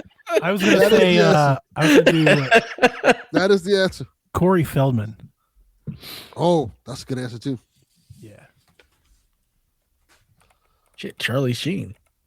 Yeah. I don't know what he's on. No, thank you. Everything. Mm-hmm. Tiger Blood. Yeah, that's who was. I'm a warlock. He was fucking tripping. Charlie Sheen's. You got to give him more credit, boy. That man has every disease on man's earth, and he's still around. Still going. All right. Still kicking. You know why? Kicking. Does Cocaine's a hell of a drug. Yeah, bro. Mm-hmm. It's impressive. Like you should be dead, sir. Mm-hmm. But no, he's still kicking. He's all, no, I am. Right. Right. I am legally dead. Yeah. Mm-hmm. Like there is no blood in these veins. Yeah. There are some celebrities I look like, how are you still alive? Yeah, how are you still pushing? Like some of them I look like Lawrence Taylor. Yeah, he shouldn't be around no more. As much drugs as that man has done in his prime, like I'm amazed you're still like here. How can he be like max drugged out playing football? Like how did his heart not explode? Yeah. What movie that was he was in? It was the movie when he was doing steroids in the movie. I found it. Afraid of Heights. Billy Talent, Chaufie. Did you ever catch that one? No. It's in Tony Hawk. I'm not sure if it's like popular. I always thought it was, but I don't think it is. I just Googled like 10 best songs in Tony Hawk and it was never listed. So maybe that's just an earworm that stuck out for me. But I think I found that in Tony Hawk. I'm half positive. And I've been listening to that song ever since. I liked it a lot. Any Given Sunday was the movie. Any Given Sunday is a sweet movie. Oh, you're talking about Lawrence Taylor. I talking about Charlie Sheen being on roids for Major League. He's just on roids. He's on everything anyway. He's on roids. It's just regular day life. Damn, Major League was a crazy ass movie. Like, it's fine. Yeah, it is. You got no marbles. Mm-hmm. Fuck you, Joe Boo. DMX. Oh, DMX, that's a good one. That's a really good one.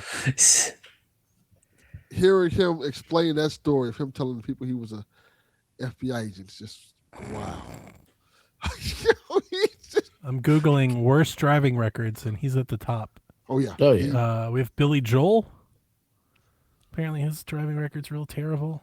Amanda Bynes. Flavor Flav, of course. I would hate to be in a car with him, period. Yeah.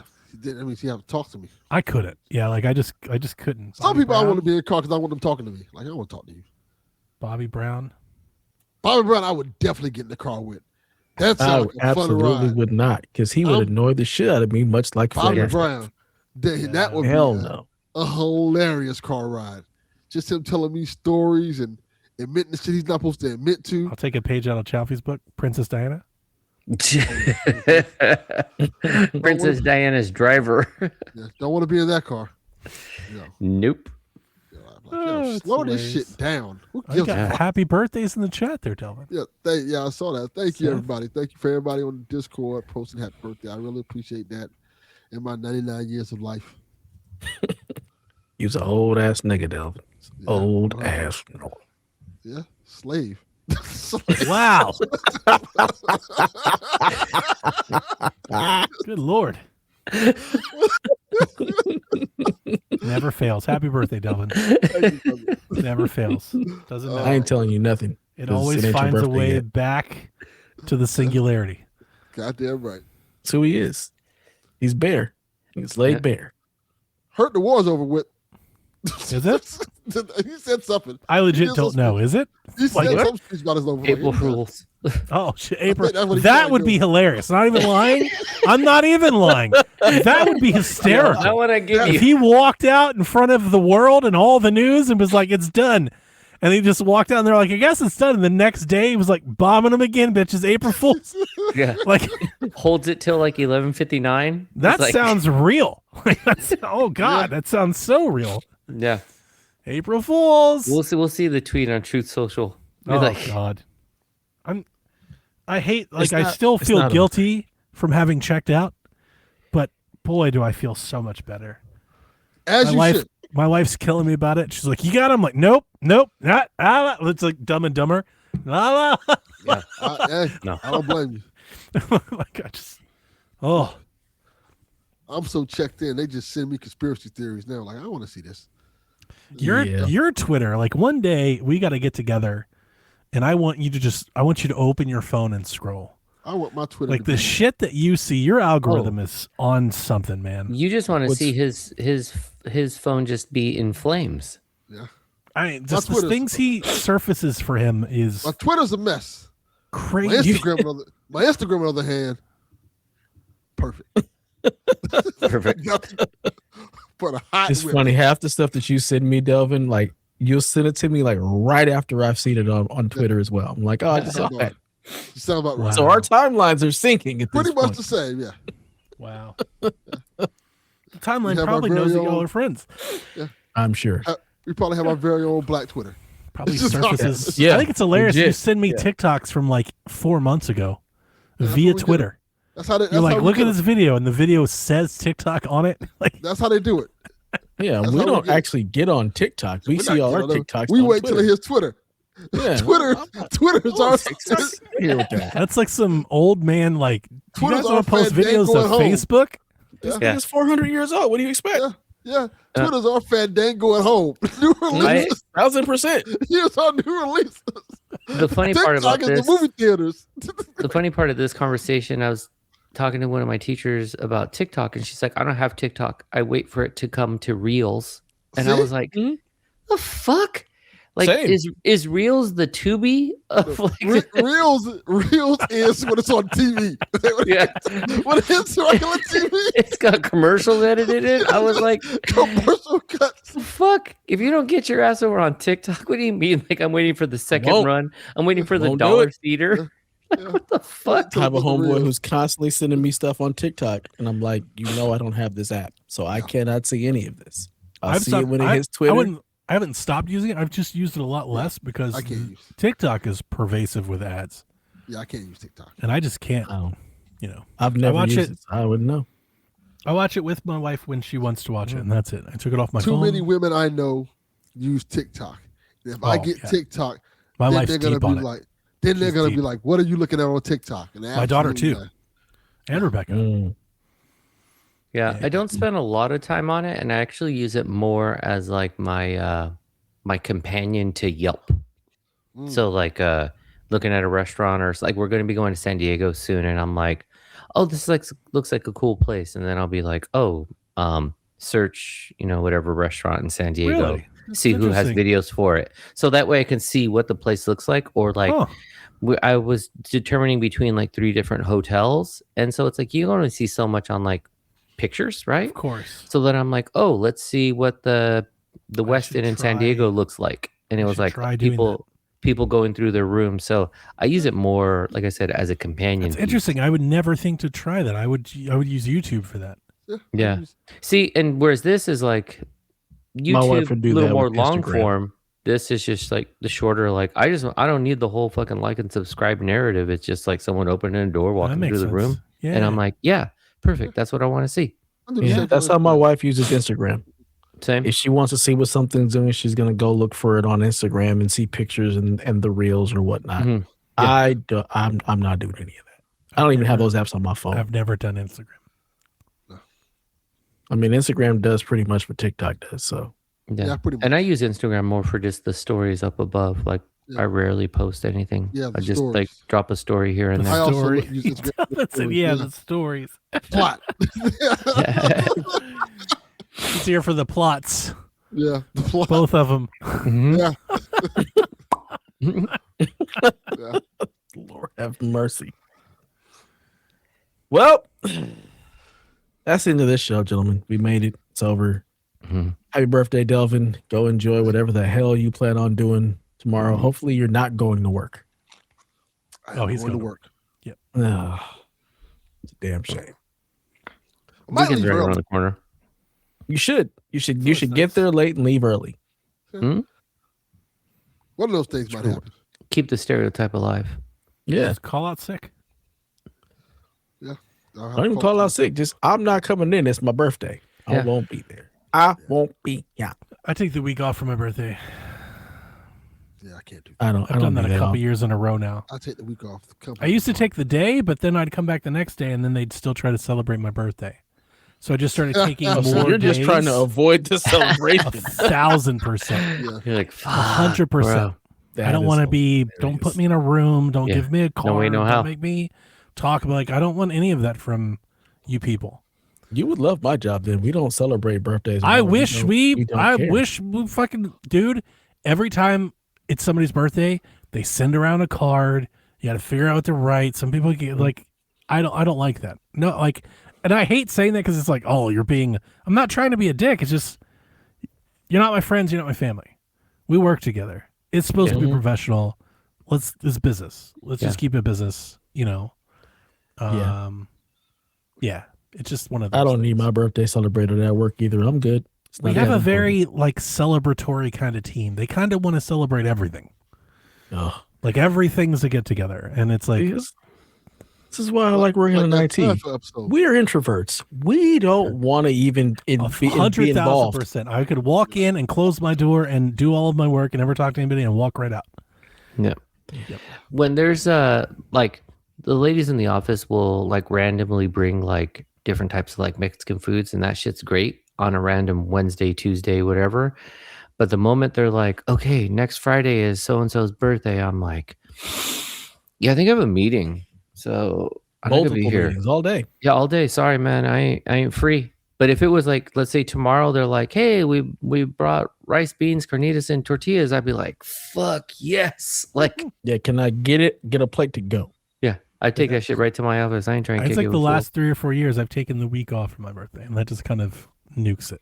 Yeah. People forget by the time I get back. Yeah, I love when my birthday's on the weekend because it's usually the weekend right before winter break, and then it's like I ain't gotta see nobody. Yeah, and usually that week before winter break is super busy as well. So it's like, oh, sorry, I forgot your birthday. I'm like, it's cool. I mean, like that actually is the gift. And it shouldn't be a surprise. It's like I'm not doing parties or anything either. Mm-hmm. Like with my actual family, we don't do that. So I'm not trying to do that at work. Yeah. Also, I'm not hurt either because I don't remember your birthday. So People ask her like, "Hey, what do you want for your birthday?" I'm like, "I'd like to leave early. How about a Yeah. half day? Yeah. How about a half day I'd for my like to be birthday?" left alone. Yeah. That's usually my response is like, I only ever ask for two things. I still haven't gotten them, and that's peace and quiet. So The best gifts you can That's get. all I'm saying. yeah, don't cost you a dime. Just My birthday's on a Saturday this year, so I will be doing absolutely nothing and then getting ready to go on a cruise. So it's going to be great. the homeboy Baylor the Who's Great. that? He has this move. His annual tradition is he wakes up early as fuck in the morning, like 4 a.m, eats like a pint of ice cream and watches like whatever movie he wants to watch. And I was like, why so early? He's like, It's I don't the have to only be with time I get. anybody. He's like, I got this time. He's like, and it's the best fucking morning. And I'm like, you know what? I'm with it. Like, especially as you get older, you realize like mornings are kind of tight. Like, all right, start my day. I still got It hours. still hasn't happened to me yet. I don't know if it ever will. I've never been a morning person, and I've been trying to be better at it. I'm just not. Oh, let me Like, I'm clarify. not a morning person. I am not a morning person, but I'm better at like, I can get like I do more shit. I still stay up late too. Like I It usually go pains to me bed to about wake up before 8. Like I hate it. No. I feel like it's a great injustice against me. I'm like, why are we doing this? Yeah. This No, is not necessary. I typically go to bed like at 11 and wake up like 5:30. Oh yeah, no, we're not even close. I go to bed at like 2 and wake up at like Johnny, you don't 8. go to bed. Yeah. You go to nap. Nap life. Yeah. You don't sleep. Sometimes I do. I mean, last night I went to bed early. Yeah. But yeah, I never go to bed usually before. I'm up usually most nights. I'm up past 1, and I wake up usually around 7:30 or 8. No. It always shocks me when I post something in Discord or something at an hour where you people on that coast should be sleeping. You respond, I'm like, this fool's still up. I'm here. Yeah. I would prefer, like, if I had it my way, I'd stay up till like 2 every night, and then I'd wake up at like 9:30. Yeah. That's like my perfect rhythm. Like if I just 5:30 every morning. honestly, I would also appreciate that as well, because most of what I do, my quiet peace and quiet time is at night. Everybody's asleep. I'm gonna stay up. that's what I do. I will After sit down dinner, here. everyone goes and does their thing. My wife goes to bed at 9, and from like 9 to 1 is my time. That's me time. Yeah, you see, and that's for me too. Like I think everyone starts to fade around like 9:45. Yep. And then so from like 10 to like 11-ish, that's like my time. I hate then it's like the societal norm that it's like work starts at 8. It's like, why? yeah. As long as I get, my 8 in, my 40 in, what does it matter? Like, why are we in such a rush to all hit the freeway at the same time? Yeah, that shit sucks. There's a logical solution to that. How about a third of you start your day at 10? And like the other third of you start at 6? Actually, take my time, get my kids to school. We'll all have a good drive. Like, we'll all have a good time. That's a good point. But it's like, no, we all have to be there at 8. It's like, this is dumb. And yeah. Capitalism. Like I used to work nights, and I generally think if I could, I would. Like I'm just kind of that night out. I've always just been that way. Yeah. So, God, if I wake up, we have events and stuff. When I have to wake up at 5, I am an unruly person. Like I hate even being alive. I hate even being there.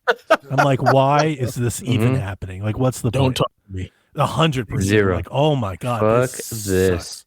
And now my girl Destiny, she's a little Energizer bunny. She's a runner. She's fucking spring daisy at 6 in the morning. Starts wanting to have talks. I'm like, listen, we don't talk until 10 a.m.